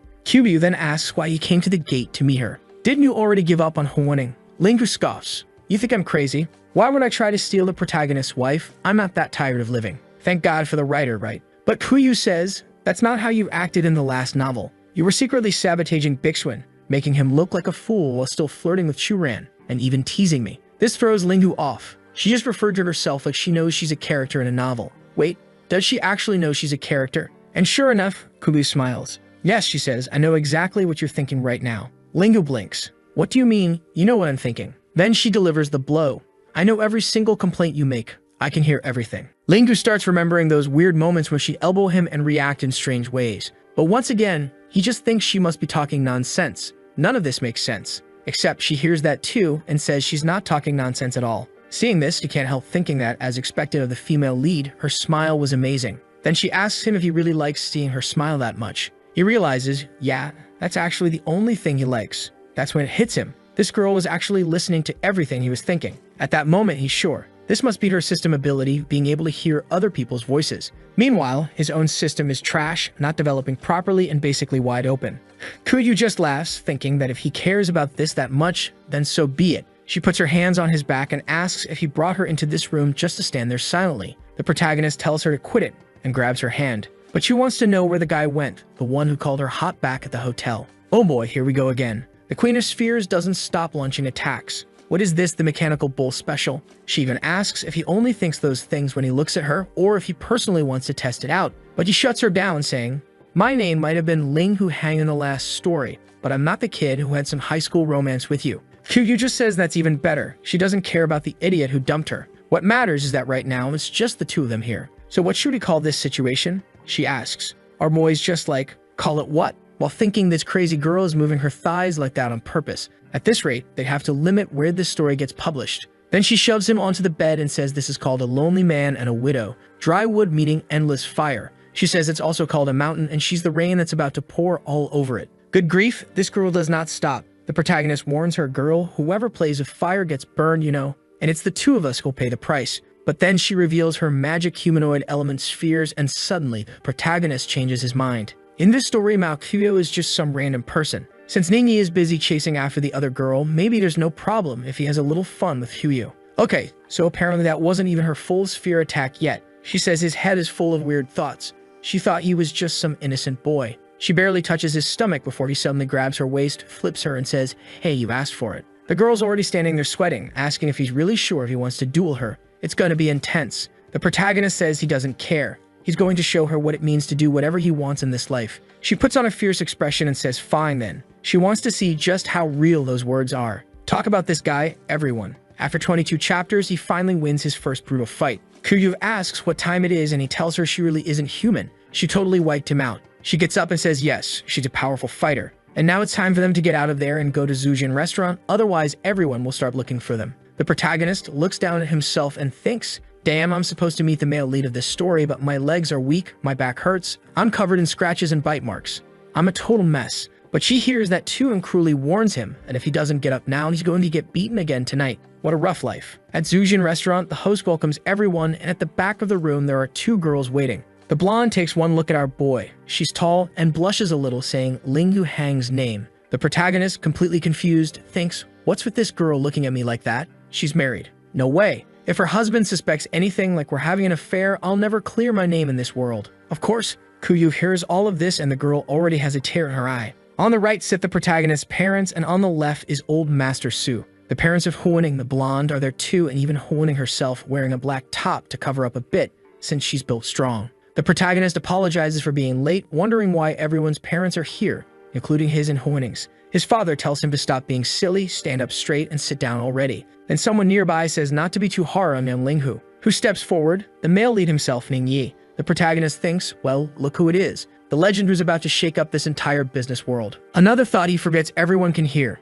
Ning Yi is the only survivor of the Ning family. 20 years ago, a huge fire destroyed everything they had. That's when someone from the Su family found him and made sure he would be betrothed to Huaning. Ning Yi greets our boy, saying he's heard that Linghu has taken good care of Miss Huaning. Their connection is truly unmatched. It's just a shame they couldn't meet on the wedding day. Well, did he just take a jab at him? What was that? Oh no, this guy's asking for it. The protagonist was about to say, nah, it's all good, while remembering that technically, this story is supposed to feature a protagonist who came from modern times, and now he has no clue if he's dealing with Ning Yi from the past or someone from the future. Then Ning Yi says, I know there's been a lot of speculation about my marriage to Huaning. That's why I arranged this gathering of all the families, so there's no room for doubt. The protagonist thinks, this guy's clever. He's here to test me to see if I still have feelings for Huaning and also to check if the Linghu family will oppose him. The problem is, Ning Yi is about to become the strongest figure in the business world, and opposing him would be crazy. The protagonist lets out a laugh and says, what misunderstanding could there possibly be? That's impossible. You and Huaning are the perfect couple, a talented man and a beautiful woman. I truly hope everything works out between you two. I apologize for not attending the banquet, but I had a stomachache. And really, who made the rule that childhood friends have to get married? Miss Su and I share nothing but a pure and perfect friendship. Ning Yi says that a frightened man dies standing, like a saying meaning the guy is completely lost and doesn't understand a thing. The protagonist then asks if he's supposed to be some kind of clown. Suddenly, the two of them stare each other down, then agree it was all just a misunderstanding, smiling and confused at the same time. Hwoning doesn't get what's going on, while Kuyu says some things can't be spoken, only understood. Suddenly, Ningyi grabs our boy's arm and pulls him aside, saying they need to have a little chat, that everyone should just enjoy themselves inside. Outside, Ningyi explains that he never imagined any of this would happen. He was a Harvard student who got stabbed in the chest during a midnight robbery when he went out for food and died. The protagonist eats some grass and says, "Damn, that's one tragic story, huh? Mine's different. I agreed to go on a date with a girl I met online. Thought we'd grab some KFC, but instead I got killed halfway there with a signboard smashed over my head." Ningyi goes on, "Well, I came to this world and found out I'm some broke orphan living as the adopted son of the Su family. What about you?" The protagonist says he's stuck with a villain system that keeps screwing him over. It's basically a curse. He just shows up to get beaten. But Ningyi laughs and says, "No way, that's awesome. You're the villain, which means you know most of the story. That's like having your own tutorial." The protagonist replies, "It's not that great because all I know is that the entire Lingyu family is doomed to die, and then I die too." The two of them fall silent for a moment, then the protagonist asks, "Hey, Lingyi, you're not planning on killing me, right? You're the big shot here." Ningyi answers, "Nah, relax. You're the villain, you can give me valuable info and help me out. That's even better." The protagonist frowns and asks, "Well, what if we change the story too much? I'm supposed to be the villain. This is the story's main plot. Something else might show up to take its place." In his head, he's thinking, where the hell is that useless system? Ningyi then says, "Considering everything, maybe the real villain isn't you at all." Back inside the restaurant, Hwoning wants to know what they're talking about. Could she be the villain this time? She says she's going to find out, and when she steps out, she sees our boy sitting there and stares at him. Seeing his serious face, she already guesses what's happening. There's some kind of confrontation going on between the two. She suddenly grabs Ningyi's shoulder and tells Lingyu to just say whatever it is he wants. She might have agreed to the engagement in the past, but that's over. She's with Ningyi now, so Lingyu better stop bothering them. Ningyi, puzzled, says, "Hwoning, I think you're misunderstanding. He doesn't have any feelings for you. It was just a casual chat between friends." The protagonist nods awkwardly, but she doesn't believe it. She says this is the first time they've seen each other, and they only talked for 10 minutes. How does that make us friends? She accuses him of threatening Ningyi somehow, but Ningyi denies it, saying that makes no sense.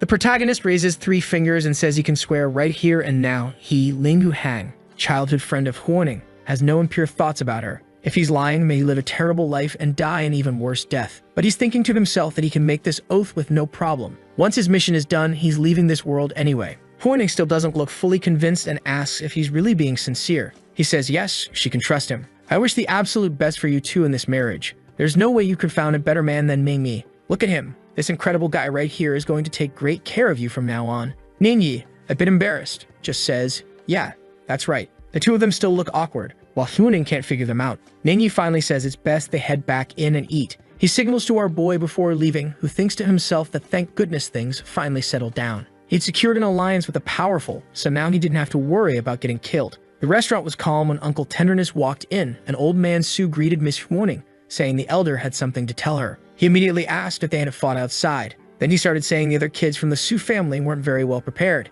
He had no choice but to rely entirely on Hwoning. He said he wanted to marry the girl to Linghu, but unfortunately, she wasn't good enough. Basically lying through his teeth. Her father noticed he was throwing shade and said the old man didn't need to worry. Hwoning was a smart woman who'd achieve great things and their families would support each other no matter what. Meanwhile, Kubi was getting winks from the protagonist's mother and had no idea why. The protagonist noticed that his dad was suddenly all buddy-buddy with Mr. Su. Funny, since last night he was cursing the guy right after transmigrating. A bit later, Kuyu kept glancing at our boy while Su thanked everyone for the dinner, saying it was wonderful. Kipyu started to leave, and just then Ningyi told our boy to slow down. He said that in a few days, once he was free, they'd need to meet to decide their next steps. They were both staring toward where Kuyu was when she suddenly pulled the curtain aside and signaled for our boy to message her. He thought, "Girl, don't be so shameless. My parents are right here." His mom tugged his ear and told him to get in the carriage now. Inside, the two sat in silence until suddenly his dad said, "Boy, now that things have gotten this far, is there anything you want to tell us?" His mom looked ready to finish him off, while his dad was sitting there acting like the tough one. Our boy didn't understand a thing, but eventually got back to his room exhausted, calling out for the system. It had been 3 days since he started calling that damn thing, and it still hadn't appeared. Then suddenly, voices shouted outside saying the princess had been born. He remembered that the pregnant woman was the wife of his third uncle, the one with gray hair from the beginning. He lay down ready to sleep, but suddenly sat up, remembering that this girl who had just been born was going to be killed that very night. Apparently, this gang guy had multiple wives, and the middle wife wanted to kill this one's child. The protagonist knew that the baby's premature death would crush the mother, drive her to suicide, and affect the uncle too. Basically, it would throw everything into chaos. Since the child had just been born, it would happen any moment now. Right then, he saw an old woman passing by. He couldn't let this baby die. It would spark all kinds of conflict and hurt the entire family. He followed the old woman, who looked suspicious, glancing around as she stared at the baby and said, "What a shame, little one, but you're going to be strangled to death. Good Lord." But just then, the old woman heard a noise behind her and turned, only to see the boy flying at her, landing a kick straight to her chest. Thank God he scooped up the baby, holding her tight, and demanded to know why this old hag was running off with the child so late at night. The confused old servant didn't understand how this foolish young master even knew about the baby. She said, "Young master, you're mistaking this old woman for some bad person. I never hurt the baby. I was just taking her to another servant who'll look after her." Lingu asked, "Are you sure?" She replied, yes, look, she's not even crying. Not crying is a bad sign, and she needs even better care or it could affect her growth." But inside, she was thinking it'd be even better if this child died in Lingu's hands. Then it wouldn't be my fault. She calmly said fine, turned the baby around, and gave her a few smacks until she started crying. He thought to himself that all those stories he used to watch back in his old life really were good for something after all. The old woman runs off yelling that he's out of his mind, and if the baby dies, it'll be his fault. But he just holds the baby, strokes her little foot, and she's fine again. He heads to the room where Princess Chen Yang gave birth. The maids ask what the young master is doing there, but he immediately says he came to bring the baby so the mother can see her. The maids whisper to each other, wondering if he's lost it. Doesn't he know the poor woman's child died and she's in mourning? He ignores them and walks straight in, telling them not to block his path. He approaches the princess while Gang asks what he's doing there. He hands the bag of meat to her, and oh boy, what a mom. Lord, have mercy. Everyone thought the child was dead. Gang even says, "Don't worry, if she died, we can just make another one." Sure, makes sense, but our boy says the child isn't dead. Gang tells him to stop talking nonsense. His wife is devastated enough already. Chime orders him to explain exactly what's going on. The protagonist can't believe how clueless she is. The middle wife of unknown origin insists the child died, and if you just accept that, you're an idiot. Probably the pregnancy fried her brain, he thinks. But Chen Yang hears everything. She decides to take a look at the baby and, good lord, the baby's alive, perfectly healthy. She bursts into tears, overjoyed. Gang doesn't understand what's going on. The middle wife clearly said the baby stopped breathing. Chen Yang says that if she said that something suspicious is going on, she's clearly a suspect now. From a distance, the protagonist thinks, finally, they noticed. Now they actually have a chance. Gang goes to take the baby, but Chen Yang smacks him in the chest, saying that while she was weak before and that's over now, he, as the father, was tricked just like the rest of them, and he has no right to get close to this child anymore. Oh boy, here we go. Things just got heated. Gang stares at our boy, who pretends he didn't see anything. Gang eventually just nods and says, fine, he'll do as she asks. He'll leave and give her space to recover since she must be agitated and weak right now.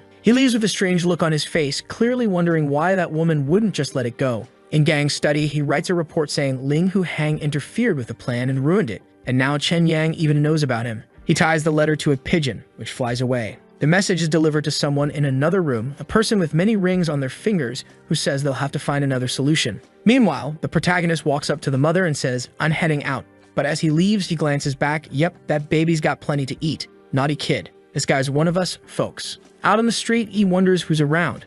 Then he spots Ling Wuqian, focused on his studies. Not long after, here comes Xiao Taohong, brave as ever, the concubine of our boy's second uncle. Ah, right, not his concubine. He was confused last time. She tells Tian she made him some mushroom soup and he needs to taste it. Tian says fine, she can just leave it there. He'll try it after finishing his studies. But Taohong insists on clearing the table and putting everything there herself. The servant girl comes in, pulling away his brush while Tian complains. The protagonist just watches everything unfold and realizes that for some reason, this woman seems intent on raising this boy to be useless, like she really wants him to accomplish nothing in life. Tian glances around thinking, damn it, who's saying that? And slowly begins to suspect Taohong's real intentions. Meanwhile, Taohong wonders if he's finally moved by her kindness. She walks closer, telling him his eyes are too red and he needs to get more rest. He really should stop reading so much. It's bad for his health. But all that sweetness of hers just makes the guy shiver and want to run back to his room to sleep far away from this weird woman. The protagonist overhears the aunt saying Tian's been so diligent lately and wonders what's going on. Our boy, curious as ever, pipes up, yeah, I want to know too. Why have you been working so hard, huh? Tell us. Shannon says he dreamed about the immortals who told him he would be only son of his father in this life. But because he listened to Taohong's advice, spent his days drinking, having fun, fooling around, he ended up ruined, killed. His family went bankrupt. Everyone died. The aunt, shocked, covers her face and says, no child, I was just worried about your health. Never that. Suddenly she turns, calls Chumlin, and tells her to pack everything up. They're leaving.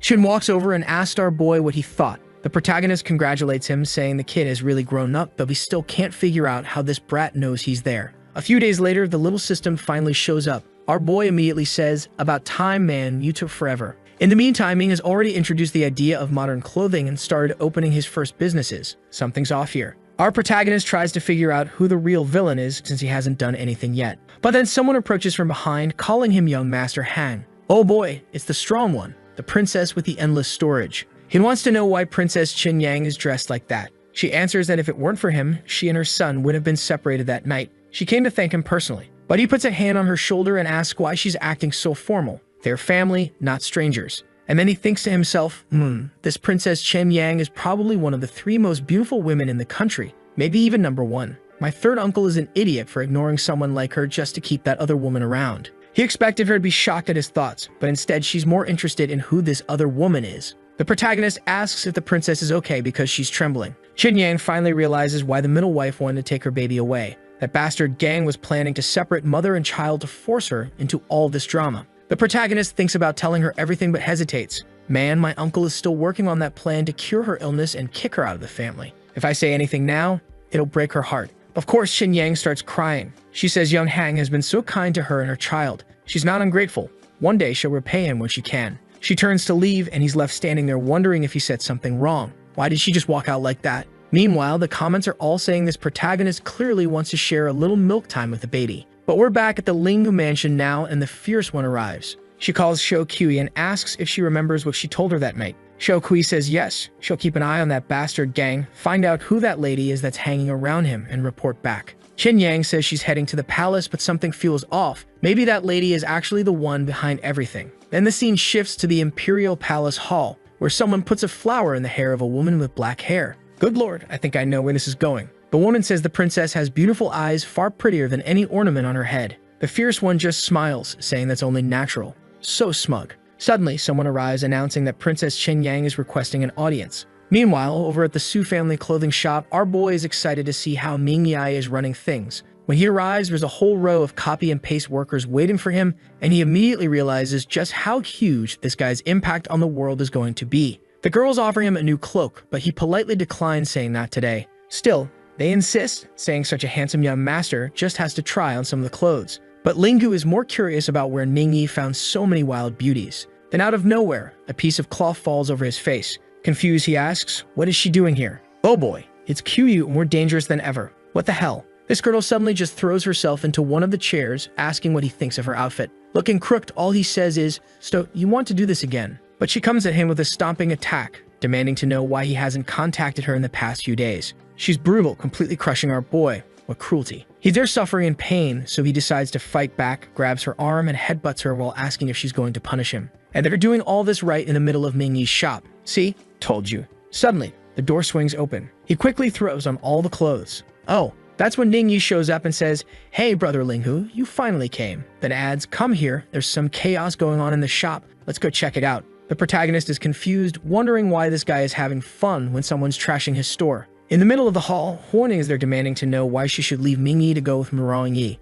Murong Yi says Huoning shouldn't be so angry. He's simply offering for her to come along, but she's acting all high and mighty. He says she married this poor loser, and now she'll have to work every day. She really brought this bad luck on herself. Linghu, seeing this, wonders if this guy isn't acting the way he was supposed to act. At the start of the story, his only role was to keep insulting Ming Ye, but now this guy is taking his place. But Ningyi's furious, saying this bastard is insulting Huoning and is asking for a beating. The protagonist holds him back, telling him to stay put. With Huoning's strength, Murong Hu wouldn't stand a chance anyway. She snaps back, asking if Ning Yai is nothing, then what are you, Murong? A foul-mouthed, pot-bellied, thick-headed idiot. Probably some savage insult in Chinese. We don't even get the reference. Linghu laughs to himself, thinking his wife is fierce, completely humiliating the guy, and is glad there's someone else around to do the insulting for him. Ningyi agrees, saying she's better at everything she does. But now the protagonist isn't happy. Being friends with a love-struck man is a nightmare. Murong keeps yelling, saying, "Huoning, you filthy woman, the only reason I wanted to marry you was because my family is way better than yours."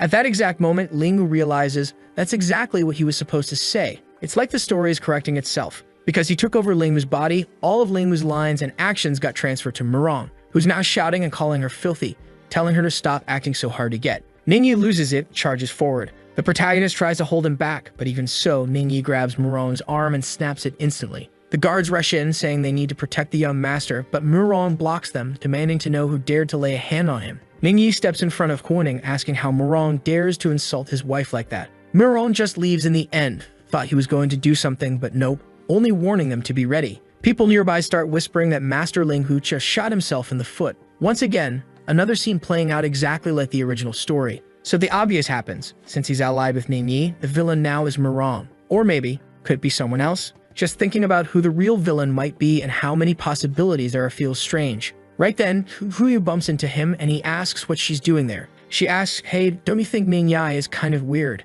This shop he opened is full of modern clothes and his fighting techniques look way too futuristic. The protagonist, a little awkward, asks, you didn't notice anything else strange? She replies, maybe, but what she's noticed is that this guy really protects his wife, unlike a certain someone. Linghu apologizes and says, that's just how I am. Unfortunately, I don't know how to be a gentle guy, only a wild one. She snaps at him to stop with the dirty jokes and leaves, saying she's too tired to argue with him. But the protagonist starts thinking. Even though Mingyai is also a transmigrator from modern times, he's still a character from a book created by the author. He himself, on the other hand, came from outside the novel. He didn't exist here before. But Kuyo, she's different. Why did she transmigrate into this world? She must have some kind of purpose. At noon, our boy glances at the door, sees no one's around, grabs Kuyu, and drags her into the room. She says they look like criminals sneaking around, while he tells her to stay quiet. Meanwhile, his mother is saying that her son is really capable. He's managed to get involved with the Mao family, without even needing help from the Su family. But then his father drops a huge plot twist.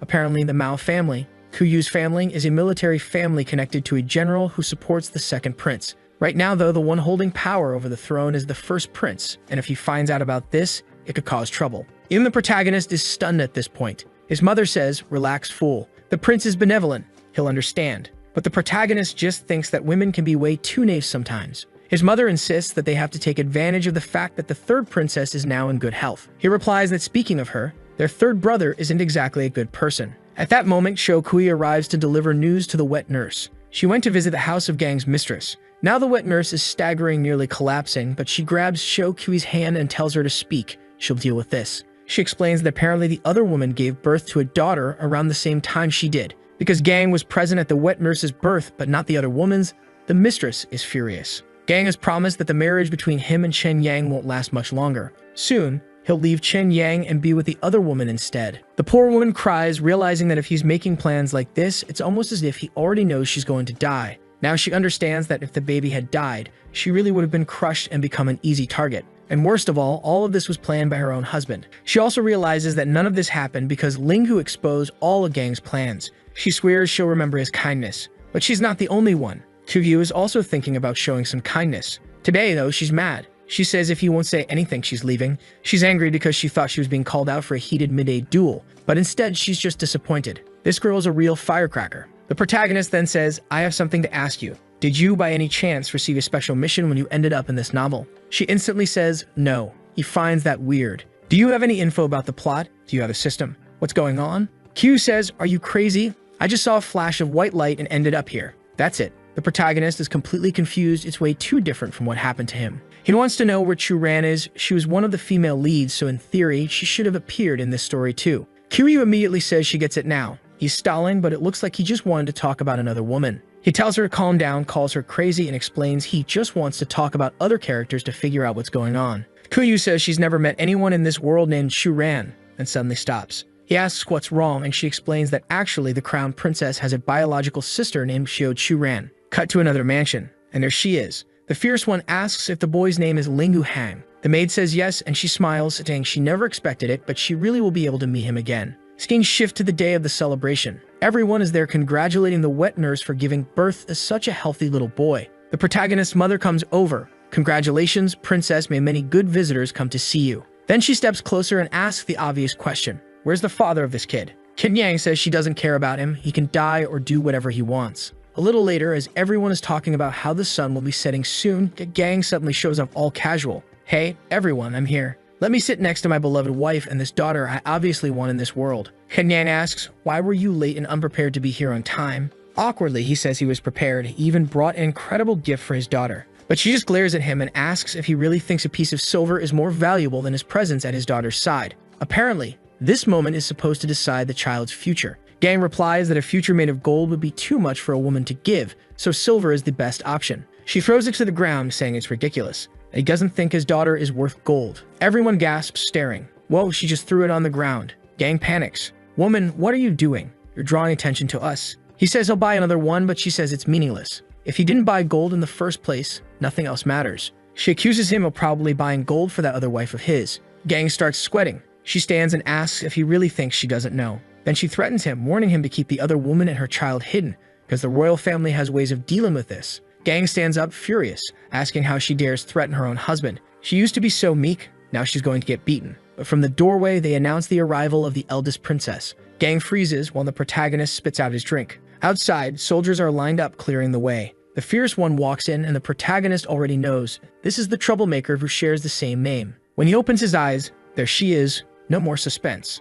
She waves playfully at him, and everyone starts whispering. Wait, the princess knows Lingu? Since when are they so close? What's going on? The protagonist is fuming, pacing back and forth. Shuran is here, Kuyu is here, any minute now that bastard Bixuan is probably going to show up too. He goes to Kuyu and asks, do you know a Bixuan in this world? She says no. Then Shuran presents a jade ring as a gift for the baby. Chen Yang says it's too precious, there's no need. Shuran replies that it's to wish the child a bright future. Everyone starts talking, amazed. Wow, the little girl is being blessed by the great princess. Her future is really bright. Gang slams the door and storms out, shouting that his Dan wife is making him look like a fool in front of everyone. He sends out a bird while swearing, my beautiful daughter, when you grow up, everything they've stolen from you, I'll give it all back. If that bird made it, it was supposed to warn the other woman, but the bird gets shot down. Damn, Xiao Kui grabs the message. She runs straight to Chen Yang, telling her that Gang was trying to contact the second prince. Meanwhile, Shuran is glowing, and all the simps are gathered around her.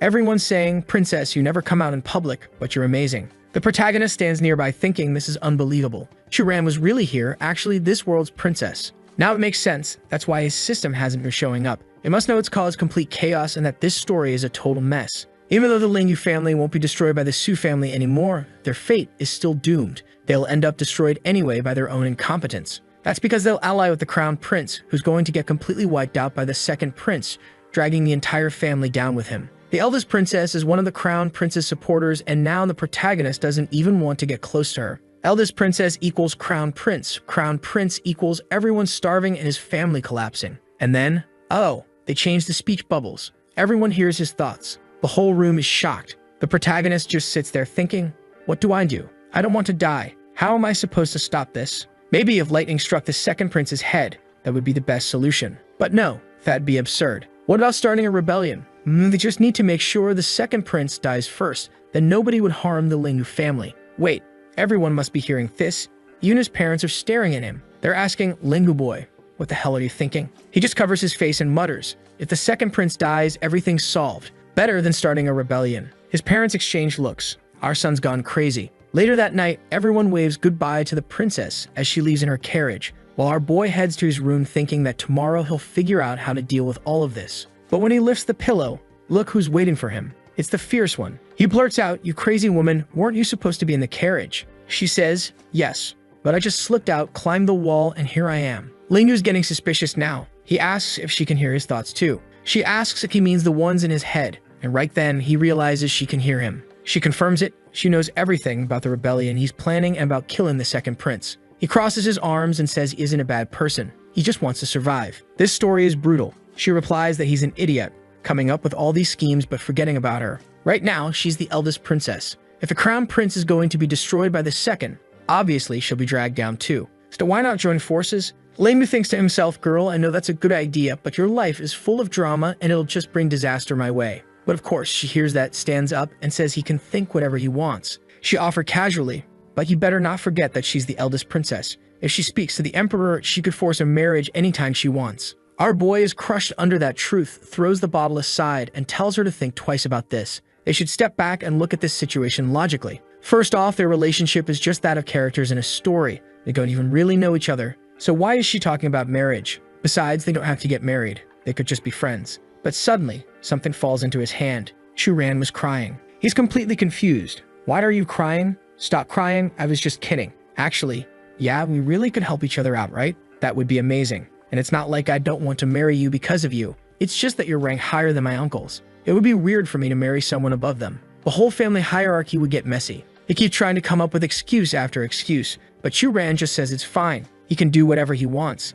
She's leaving and will tell her father that he plans to revolt and kill the second prince. Tomorrow, the entire Lingu family, including him, will be executed. She might not have hard evidence, but her father loves and trusts her, so she's sure his family won't be spared. Her tears are because she was heartbroken knowing everyone here was about to die. The protagonist just stands there, lost. Then suddenly he grabs her and says he's changed his mind. Marriage sounds amazing. He's a young man full of energy, so why not get married right now? And she, full of energy herself, grabs him by the waist and says he needs more motivation. Inside, the protagonist thinks, Churan, you can hear me, right? I don't even know what to say out loud, so I'll just think what's in my heart and let you hear it. I already belong to Qiyu. And in this world, she's the granddaughter of General Mao Shun. I met her way before I met you. I already have a relationship with her, and yeah, we've already done that. So maybe we should keep a bit of distance. Churan slaps him across the face. Our boy is almost crying. She shouts, you bastard, do you think this is some kind of reward? This is a punishment. You don't get a choice. What the hell? The protagonist is being thrown to the wolves. He stammers, asking what she means by punishment. Churan says, don't forget, the Mao family is connected to the second prince. That makes you a traitor too, and that's why you'd have to be punished. Damn, this girl is ruthless. Look at this, people, it's gone full Dragon Ball Z mode now. Fights and Dragon Balls on the line. This poor guy. Good luck surviving this. She pulls him into a spider-like hold. He's trapped. No way out. And then she says he's not even fast or strong enough to handle her. Wow. Humiliating him in the middle of the fight. Are you gonna just take that, protagonist? This is insane. It's like the fight with Frieza took countless chapters and action scenes. And now we're already on the next day. Our protagonist, being an honest guy, even picked up her armor afterward and returned it to her. She thanks him, saying that if she'd known he'd be this obedient after a fight, she would have fought him sooner.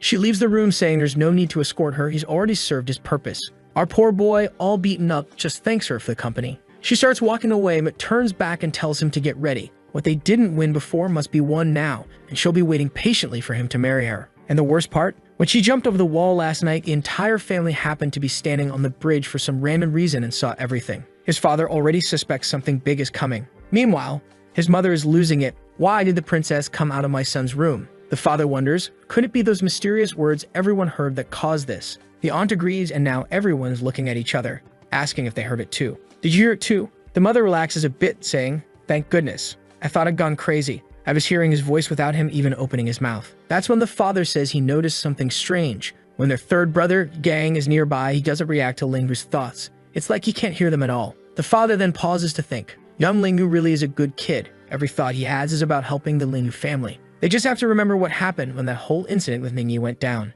Instead of getting upset and accusing Mingyi of stealing his childhood fiancé, he simply accepted it and even supported him. That way, the Lingu family managed to avoid a huge disaster. On the other hand, the third brother is still ambitious and keeps scheming to bring the family down. Maybe the ones who don't want what's best for the Lingu family are the very people who can't hear his thoughts. Damn, everyone in this world is getting way too sharp, smarter by the minute. Shang agrees that it makes sense, but says they'll need to test it first. Now they're fully determined to do it. Meanwhile, somewhere else, a messenger bird arrives and someone discovers that the eldest princess stayed at the Linghu mansion, and that she knows Linghu Han. Could it be Bixuan? Right then, the door opens and it's the second prince, Xiao Chang's. He says, Master Bixuan, just as you predicted, the general with him really is a traitor and has been secretly siding with the crown prince. Thank you for warning me. Here comes this bastard again. Bixuan replies, I'm just a humble servant and don't deserve the credit. The fact that the second prince chose me proves how decisive and intelligent he is. The prince sits and tells him not to worry. When he takes control of the empire, Chu Ran will be given to him as a wife. And on top of that, he'll allow him to keep Kuyu as a concubine, the granddaughter of the general. Looks like Chang's already noticed Bixuan has his eye on them both. The fool drops to his knees, thanking him. Good grief, this guy really works hard for women. Bixuan, though, is thinking, this prince is an idiot, just another pawn in my game. Bixuan was sent to this world. How could I ever stay beneath anyone? I want the woman, I want the world, and I'm going to make it all mine. Next chapter, both the protagonist and Bixuan receive the imperial decree. By order of the emperor, he hasn't even started reading and the protagonist already panicking, while Bixuan is raging inside. Obviously, now everyone knows about Chu Ran's engagement to our boy. Chang's the second prince is confused, saying it makes no sense. How could the princess just suddenly get engaged like this? The Lingyu family are just merchants and Lingyu Hang is just one of their descendants, not anyone special. Bixuan, though, already knows the name and says that bastard must have done some trick. Could it be that Lingyu Hang's soul is the same as Linghu's from the other world? Now it makes sense. He puts his hand to his head, saying that this guy is a curse following him. The prince is sitting there trying to figure out what this lunatic is talking about.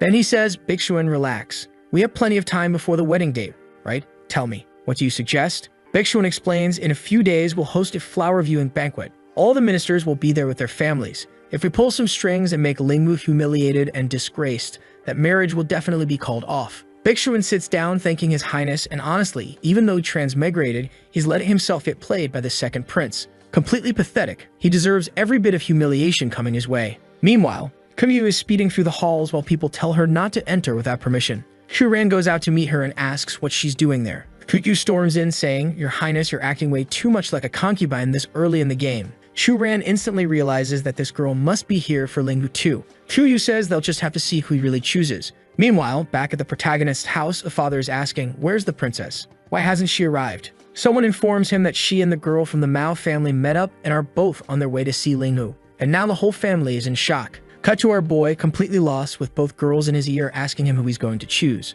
Oh boy, the fight is intense. Shuran strikes first, saying, Kuyu, don't forget that your family is loyal to the second prince, and you want to be with someone from the Lingwu family? There's no way they'll agree to that. But Kuyu fires back, My grandfather loves me more than anything in the world. I can choose whoever I want to be with, and he'll agree instantly. Shuran grabs the protagonist and says that even so, Kuyu's family is second class. She is the daughter of the great prince, and now that she has a guaranteed marriage, how could Kuyu possibly compete with that? Kuyu pulls back and warns her to be careful because her grandfather commands 500,000 heavy cavalry, way better than any marriage arrangement. This was about to turn into an all-out war. The protagonist is right in the middle of all this, completely overwhelmed. Then he suddenly seems to get an idea. He asks, Wait, how many troops did you just say? She hesitates and says, 500,000. He starts doing the math in his head and says, If that's the case, then I have to ask, why don't you just become the emperors of this place? At that moment, he finally understands why the second prince can even compete with the first. Kumyu says he's finally realizing how powerful the Mao family is. That's exactly why she can stand against Churan. But Churan just mocks her, saying that in every story, Kuyu is always the girl with the lower status. In the last story too, she was already connected to Linghu, but in this one, Churan has the marriage guarantee, making her the one in control. Hugh says that doesn't matter because she's the one who's had intimate contact with him, unlike Churan. But the fierce princess winks and asks if she's sure about that. The two of them are practically butting heads now while the protagonist tries to slip away, only to get metaphorically shot with an arrow as they both demand an explanation. He shouts, It was both of you who forcefully took my purity. Kiryu then grabs him and says, Don't worry, with 500,000 troops, this marriage can be cancelled and nothing will happen. Shuran says she's going too far. Right then, the imperial decree arrives for both of them. The protagonist thinks, Thank goodness, something to distract them. At least I'm saved for now. But it turns out to be official invitation for the flower viewing banquet that the second prince had mentioned. 2 days later, they arrive at the event. As soon as the protagonist steps out of the carriage, his system finally shows up with a flood of notifications. He gets excited, he's missed his little buddy, but the system is blasting him with serious warnings saying there's an error, something is wrong. Suddenly, he's hit with a splitting headache, convulses, and drops to the ground like a rock. Sometime later, he wakes up in a daze lying in a bed. Churan tells him he passed out for half an hour. He has no idea what happened or where he is. She says this is her room. She brought him there because he fainted in the middle of the street. And just then, the second prince is announced. Churan asks if she should let him in, but the protagonist quickly says no. It would look insane if people saw him lying in her bed. But before they can do anything, the man himself walks in, asking where his sister is going and why she's trying to send him away when he just arrived. Meanwhile, Biksuan collapses to the floor, greeting the princess. The protagonist still doesn't realize who he's looking at, but feels that he looks strangely familiar. Sheng smiles and says, So this is why my sister's been acting so secretive. It's because you're here. Then he glances to the side. Hey, Master Biksuan, why are you kneeling there? Get up, you're fine. Biksuan thanks him while staring straight at Linghu, and at that moment, Linghu finally realizes who he is. In the very next second, he's wondering why this damn Biksuan transmigrated too. All three of the troublemakers from the other story ended up here with him, all because of a system error. And the worst part, the story he's in right now is completely messed up. He doesn't even know if he'll be resurrected if he dies this time. He also notices that even Churan seems a little unsettled. The second prince sits down, tells Biksuan to sit as well, then says, Sister, I know father loves you, even lets you choose your husband, but you can't just have this guy without a title lying in your bed out of nowhere. Everyone will say it's shameful. Churan calmly tells him not to worry, explaining that Linghu had fainted and she just brought him here to rest. The bastard laughs and tells her to relax, saying he's only worried about her. Then he says, Master Biksuan, aren't you skilled in medicine? Why don't you give Linghu a diagnosis? But right away, Shuran steps in front of him and asks what Bixuan thinks he's about to do. The protagonist is a bit stunned. Is this fierce girl really going to confront him head-on? Bixuan, looking awkward, says, "Miss, please allow me to diagnose Master Linghu. It would be an honor to treat someone so important." Then, almost in a whisper, he warns her, "Shuran, this is the ancient era. A woman who hides her man like this will end up locked in a pipin." Yeah, probably another weird old saying. She's still confused while Linghu thanks him but says he's fine. Still, he wants to know what illness he might have. Inside, though, he's thinking that Bixuan's going to get what's coming to him. He's been through enough stories to know. Linghu then asks, "Shuran, what do you think would happen if Bixuan tried to treat me and failed?" She replies that would be very dangerous. Claiming you can cure anything but failing to treat someone connected to the imperial family could land you in prison. Then she asks her brother, "Who exactly is this man next to you called Bixuan? I've never heard of him, and now you've brought him here with an official title." The prince simply says that Jing Bixuan is his advisor. Meanwhile, the protagonist swallows a pill, a reward from a previous story in the Wulong continent. It contains a high level of magical poison that cannot be detoxified in just any world. When he reaches a point of no hope, he plans to take the antidote and see what happens. Shuran then reminds her brother that the only men allowed to walk around this part of the palace are eunuchs, unless they have special permission. She asks, almost teasingly, "Is this Bixuan a eunuch?" Her brother can't figure out why she's being so stubborn today and excuses himself, saying he'll go speak with the emperor, but they should treat Linghu before he gets worse. Right then, the protagonist coughs up blood, splattering it all over the carpet. Even the prince is shocked. He didn't think the kid was this bad off. Shuran rushes to him. "Hey, are you dying? What's happening? Are you faking this?" The protagonist, pale and shaking, says, "Princess, I'm really not feeling well. Please, let Bixuan treat me." Shuran immediately calls Bixuan over. Our boy lies back down, begging for a diagnosis, thinking this damn poison is way worse than he imagined. Now more than ever, he needs Bixuan to analyze him quickly. He's ready to use the antidote if he has to. Bixuan studies him, thinking, "What's wrong with this kid? A second ago, he looked fine, and now he seems close to death. His pulse keeps floating and sinking like no ordinary sickness I've ever seen. Could he have been poisoned by something extremely rare and complicated?" The protagonist looks him straight in the eye and asks, "Master Bixuan, can you save me?" He takes a look, exhales deeply, and says that unfortunately, Master Linghu won't survive the night. Shuran grabs him by the collar and demands that he explain himself. He calmly repeats that it's just as he said.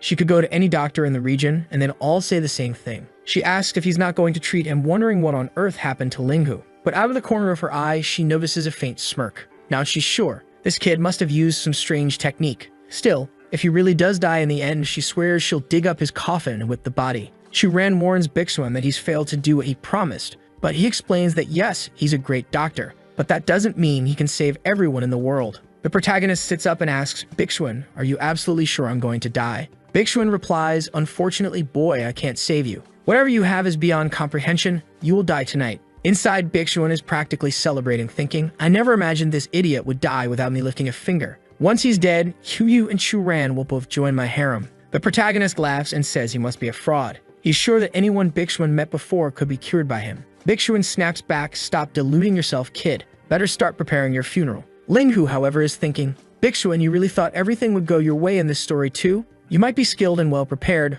but your problem is your arrogance. This isn't the same world anymore." Bixuan stares him down and declares that by tonight, he'll be burned and dead. The protagonist just smirks, excuses himself, and says he needs to rest. Shuran agrees and asks everyone to leave. Cheng says of course, he'll leave to give the dying boy some peace. But before going, he adds that Prince Duki will be attending tonight's banquet. Shuran doesn't react much and Bixuan leaves, the door slamming shut behind him. Right away, Shuran grabs Linghu and demands to know what he did and why Bixuan couldn't cure him. In the original story, Bixuan was supposed to have incredible medical skills. The protagonist tells her to relax. He just took a little poison to mess with the guy. Shuran is worried sick. Yep, she's totally falling for him. Then he pulls out the antidote, drinks it, and says that'll detoxify him. Besides, she should be worrying about herself, not him. After all, Chang's mentioned that the Prince of Kai is coming to see her. Obviously, he's going to bring a marriage proposal. Shuran, confused, asks why he's saying that. She has her father's permission to choose whoever she wants to marry. The protagonist explains that only lasts until the Prince of Ki shows up.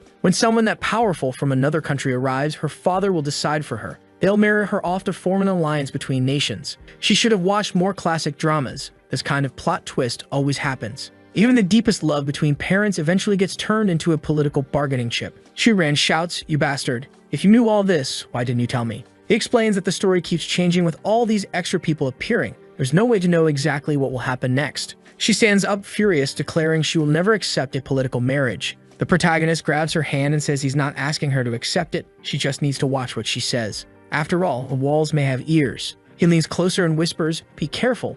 There are probably spies from the second prince here." Churan, still lost, asks, "Then what do I do?" "Cry. Make a scene, hang myself." He says none of that will work. There's always another way. Suddenly, she brightens up, saying she has a plan. And her plan? Work hard and get pregnant. With her pregnant, there's no way the guy would still want to marry her. The protagonist blurts out, "You crazy woman, what kind of idea is that? I'm already half dead here and you want to speed up my death." But she tells him to relax, she's not going to let him die. The protagonist realizes once again that she's listening to his thoughts. She tells him that if he's going to complain, he might as well say it out loud since she's going to hear anyway. He admits it was just his subconscious complaint and says he'll be more careful. But that plan of hers to get pregnant is insane and will probably just end with his whole family being executed. Plus, women in this dynasty can still marry and even remarry after being widows for 3 years. Even if she does get pregnant, they'll just make sure she never gives birth, and in the end, she'll still have to marry that guy. The big princess, who's only growing more imposing by the day, wants to know what exactly they're going to do then. It took me 5 reads to process this, but he explains that her elder brother is crazy about her.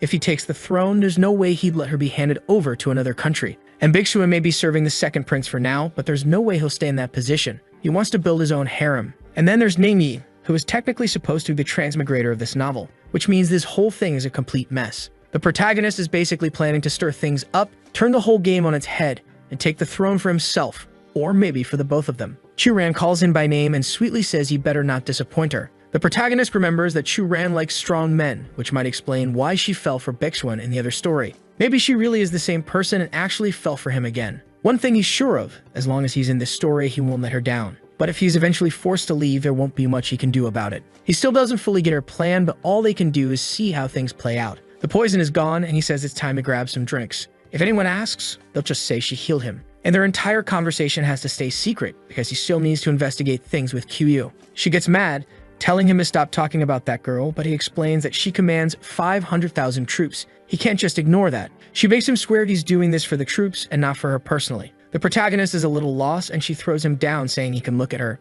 Just not right now. Man, she completely ruined his plans. She says she's going to drain him of every last bit of strength, so he won't have the will to do anything with her afterward. The protagonist just sees her villainous grin and thinks to himself that this woman is way too much to handle. Meanwhile, across the city, someone asks, "Master Biksuan, is it true that Linghu is really sick?" Biksuan says, "Yes, you can believe it." But then he hesitates for a moment, because that kid, even while sick, looked way too confident. Could he have misdiagnosed him, or is there something more going on? He turns to the prince and says, "I don't know. I feel like something's wrong. Linghu is extremely cunning. This has to be a gamble. He must have some plan." Chang's laughs and asks, "So what are you going to do about it?" Biksuan replies that even if Linghu says he's going to survive, he'll personally make sure the boy is dead within 3 days. Chang's asks what exactly he means by that, and Biksuan says just that. The trash needs to be killed. Chang's laughs again and says, "Fine, have it your way. Good luck with that." But there was a little servant nearby who heard every word. After our boy has all his strength drained by the demon princess, she tells him not to pretend he doesn't know her now, not after everything that just happened. He snaps back that she should stop throwing the blame on him. She's the one who started all of this.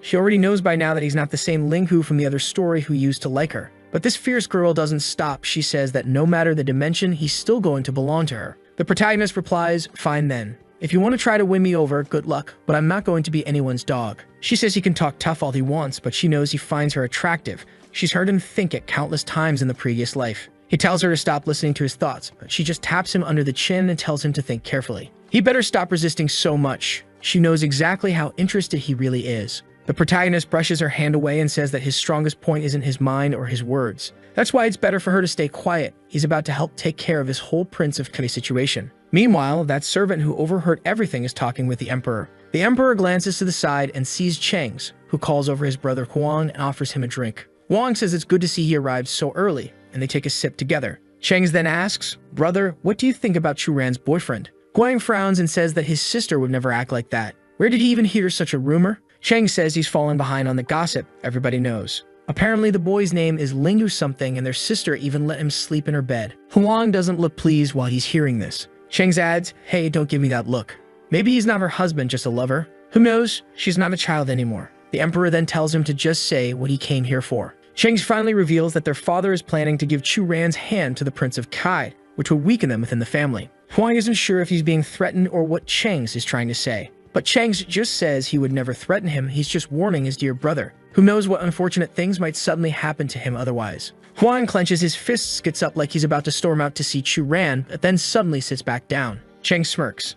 The emperor just looks confused, wondering if Huang really isn't going to do anything. Then he says that whether she marries the Prince of Xue or not is still unknown, so for now, you don't have to worry about it. Chang says that's fine then. He'll tolerate it and doesn't really care. He heads back to his room saying he's going to enjoy the view here since it's so comfortable. But as he leaves, it's clear the emperor isn't calm at all. He can't believe Linggu is actually his sister's lover, and even worse, he can't understand how he never knew about it. Meanwhile, the protagonist is thinking, man, the second prince left and now the other one is staring right at me. I really hope no new storm of trouble is coming my way. It's already hard enough staying alive in this world. He calls for the system, looking for some guidance or support, anything, but nothing happens. The protagonist can't believe that the only weapon he has left against the true protagonist is money. Then it clicks. Ningyi was supposed to be the protagonist, but now he's his friend. And the new enemy is Bixuan, who according to Linggu isn't that smart. Damn, he's roasting Bixuan hard. Apparently, he's decided that since he didn't deal with him in the previous life, they'll have to finish the job in this one. He's deep in thought when the gorgeous one shows up, asking why he's just standing there like that. He's confused and asks why she's here. She reminds him that he should know by now how many troops she has. She can go wherever she pleases. She gets close and asks what woman's perfume he's wearing, and he just says straight up, it's Chu Ran's. She asks if he's not even going to try to hide it anymore. Meanwhile, Bixuan is thinking, perfect. Miss Mao has finally realized that this Lingyu is a shameless bastard. He's already imagining himself saying, girl, my heart is all yours. I don't care about any other woman. Then in his mind, God, you're so beautiful, Bixuan. Give me a kiss. But Kuyu wants to know how far he's gone with Chu Ran, and the protagonist admits he went all the way. That's it. Kuyu bursts into tears, totally shaken. She says she can't believe he chose the wife who hates him. The protagonist replies that Chu Ran is a princess and he's just a merchant. She could have his head cut off at any time. He has no choice but to obey. Kuyu asks if everything was forced and not voluntary. He's about to say yes, but also asks why the two of them are so obsessed with him. Sure, they're in the same story, but who knows if they'll even see each other again in another story or if they'll still exist together at all. So why do they want him so badly? Kuyu says there's nothing wrong with liking him. And where's all that energy he used to have? Just because his little system broke and he doesn't know what's going to happen in the future, that doesn't mean he can just shut down like this. No matter what happens, she says he's responsible for her. The protagonist warns her that love is nothing but trouble. Women only slow down the speed of his sword. She doesn't really get what he means, but he just hands her a cup and says that he's already told her he won't take responsibility for anyone. In this world, he's living as someone who could be killed at any moment. Does she even know what it means to be cannon fodder? She says yes, she watches Netflix. He says that's exactly why he refuses to be responsible for her. Kuyu tells him to relax, he's got all kinds of power and knowledge of the story. Plus, she has 500,000 troops. He's safe for life. She says that in marriage, she could even offer all those troops as her dowry. He says there's no way her grandfather would agree to that. But she says if he promises to stay with her and ignore Chu Ran, she'll find a way to make him accept. And right then, the succubus barges in, telling Kuyu to stop trying to steal her man behind her back. Kuyu stands up and asks if the great princess is scared. Chu Ran snaps back that she's not afraid of someone as weak and useless as her. And just like that, the two start fighting. Both of them insult the protagonist while fighting, saying that if he chooses wrong, they'll cut off his head. Bixuan is watching and thinking, good Chu Ran, you've finally woken up. The two of them are going to finish this guy off soon, and after that, they'll both be in my harem. Meanwhile, the emperor sees all this and thinks that Chang's is trying to stir up conflict. He can't afford to fall into these traps. Then suddenly, Chu Ran rushes over and sits next to the emperor, who glances at her and sees her taking a big gulp of wine. He tells her to calm down a little, but she immediately asks him if he'd do anything for his little sister. He says yes, he promised their mother that she comes before everything else. She smiles and says perfect, and she asks him to become emperor as soon as possible. He agrees at first, but suddenly freezes. I thought he was already the emperor, but I guess he's just first in line for the throne. Before he can recover, Chu Ran tells him not to get so flustered. She's only asking something simple. Why doesn't he want to do it? He looks over his shoulder and is just glad their father isn't here to hear this, saying, have you forgotten father is the one on the throne? You can't say things like that. But Chu Ran replies, father wants to marry me off to some man from a foreign country and separate us. We'll never see each other again. When I'm alone in that distant land in the hands of strangers, what will you be able to do? The emperor hesitates, saying, you're right, that's not fair. Chu Ran presses on, saying she's not asking him to make a decision right now. She just wants him to convince their father to give up on this marriage plan. That would be best for everyone. Watching from a distance, Chang's notices that the emperor looks a bit uneasy while Chu Ran stays calm. Something strange is definitely going on. Right away, he says, hey Bixuan, you idiot. Those two are hiding something. Bixuan, as smug as ever, replies, the princess is probably complaining about Lingu's behavior. But Chang's doubts that. The princess would have to be possessed to complain about her concubine, someone who, in theory, she should only be using for her own pleasure. Bixuan, however, seems excited, saying that if she really hates the guy, this might be their chance to get rid of him for good. Cheng's warns him to keep his voice down. If anyone hears that, they're both dead. At this point, he's starting to realize just how strange Bixuan really is. Suddenly, someone calls for the emperor and they quickly leave. Cheng's already knows something strange is about to be announced out of nowhere. And sure enough, someone is already telling the emperor that Bixuan made some shady comment and that they should hurry up and deal with him. The first prince is left wondering what's going on and what's about to happen today. Then suddenly, someone announces that His Majesty has arrived. Everyone bows and wishes him long life. The real emperor takes his seat and tells the ministers to calm down. Today, they're welcoming the Prince of Kai to restore friendship between the two nations. The prince says it's an honor to stand here before His Majesty and this whole assembly. Everyone raises their cups to toast, and after a sip, someone fills his cup again. He grins and says, "Churan, beautiful as ever, let's clink our glasses." But the fierce princess just takes her own cup, drains it in one go, and sits back down, saying her cup is already empty. The Prince of Kai sees this, he just got completely brushed off. Meanwhile, the emperor looks puzzled. He knows the Prince of Kai isn't just from a powerful nation, but is also famously handsome. Most women like him, so why is Churan acting this way? He finally says, "Prince, I heard you're not married. You already have someone in mind." The prince admits that yes, in theory, there is someone he admires deeply. He glances straight at Churan. Churan's thoughts are screaming, "Damn it, don't look at me." The emperor, on the other hand, thinks this is perfect. An important man is interested in his daughter, which could secure the northern border. He immediately says, "Prince, if I were to give you my daughter, what would you say to that?" The prince lights up with excitement. "Are you serious, Your Majesty?" But just then, someone loudly objects. Everyone in the room freezes, wondering who dared to speak against the emperor's words. At first, it seems like it had to be Churan. Our protagonist and his gorgeous companion tense up. But no, it wasn't Churan. It was Kuyu who boldly tells His Majesty that she strongly opposes this marriage. Bixuan is fuming. He was going to object, but the girl beat him to it. The emperor orders Miss Mao to state her reasons. She calmly says that the star of her military family revealed that Churan is the reincarnation of a powerful military star. As a future guardian of the nation, if she were sent away to another country, it could cause serious problems in the future. Chengzi is completely confused and wonders if the general's daughter has lost her mind. She's staring the emperor down right there in the hall, while Kuyu remains unfazed and just asks His Majesty to reconsider. Bixuan wants to intervene, but for now he has no choice but to stay quiet and see how this plays out. Meanwhile, the protagonist is thinking, "Damn it, she heard my thoughts again." He was just about to come up with some superstitious story to scare them into believing, but that girl snatched the idea right out of his head and is now putting it into action, practically putting her heart and soul into convincing them, while he's left thinking up more details for her to use. The protagonist has no idea what this crazy girl is thinking, while the emperor hesitates. It's true that the Mao family seers were accurate in predicting the future, but now that Kuyu has spoken up, he says, "Miss Mao, I already given my word. How could I go back on it now?" Inside, he's panicking. Damn it, someone saved me from this situation. I'm screwed. Seems like he's scared of those 500,000 troops too. Kuyu asks His Majesty to reconsider. Inside, the emperor is desperate for someone to bail him out, but outwardly, he's forced to maintain appearances and say that the matter has already been settled. And then, our protagonist goes all in size and says that he too disagrees. The emperor snaps, "And who are you, boy?" But inside, he's relieved. Finally, someone to save me. I can blame it all on this guy, and I don't even know who he is. The protagonist says he's a member of the Lingyu family and was invited to the banquet. The emperor nods and says he understands. He must be one of Princess Qinyang's relatives. But why does he object? Bixuan is getting angrier by the second. Everyone dares to speak up to the emperor while he has to stay quiet in the background. Worse, the emperor seems set on marrying Churan off. If she really marries the Prince of Kai, Bixuan is going to have to crash that wedding and slaughter everyone there. At that moment, the protagonist declares that the princess is gravely ill and won't live much longer. The entire hall goes silent, and the emperor asks if he has any idea what he's saying.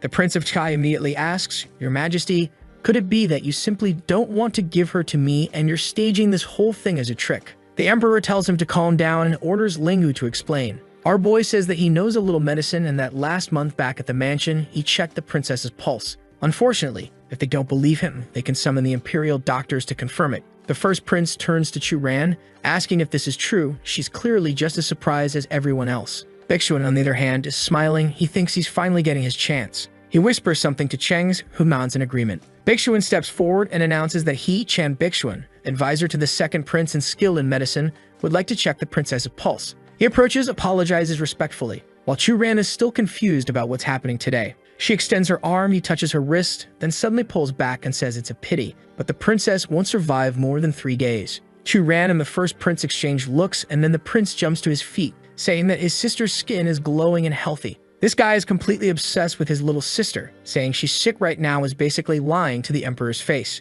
Bixuan simply says that if they want, they can summon the imperial doctors to verify his diagnosis. The emperor rests his hand on Chu Ran's shoulder and says that this complicates things. With poor Chu Ran in such a fragile state, how could he send her away to a distant country? Then he spreads his arms wide and announces whoever cures her will get a like on this video that helps Mamoru make more juicy content for his viewers. Activate the cheeky little bell, and I'm out.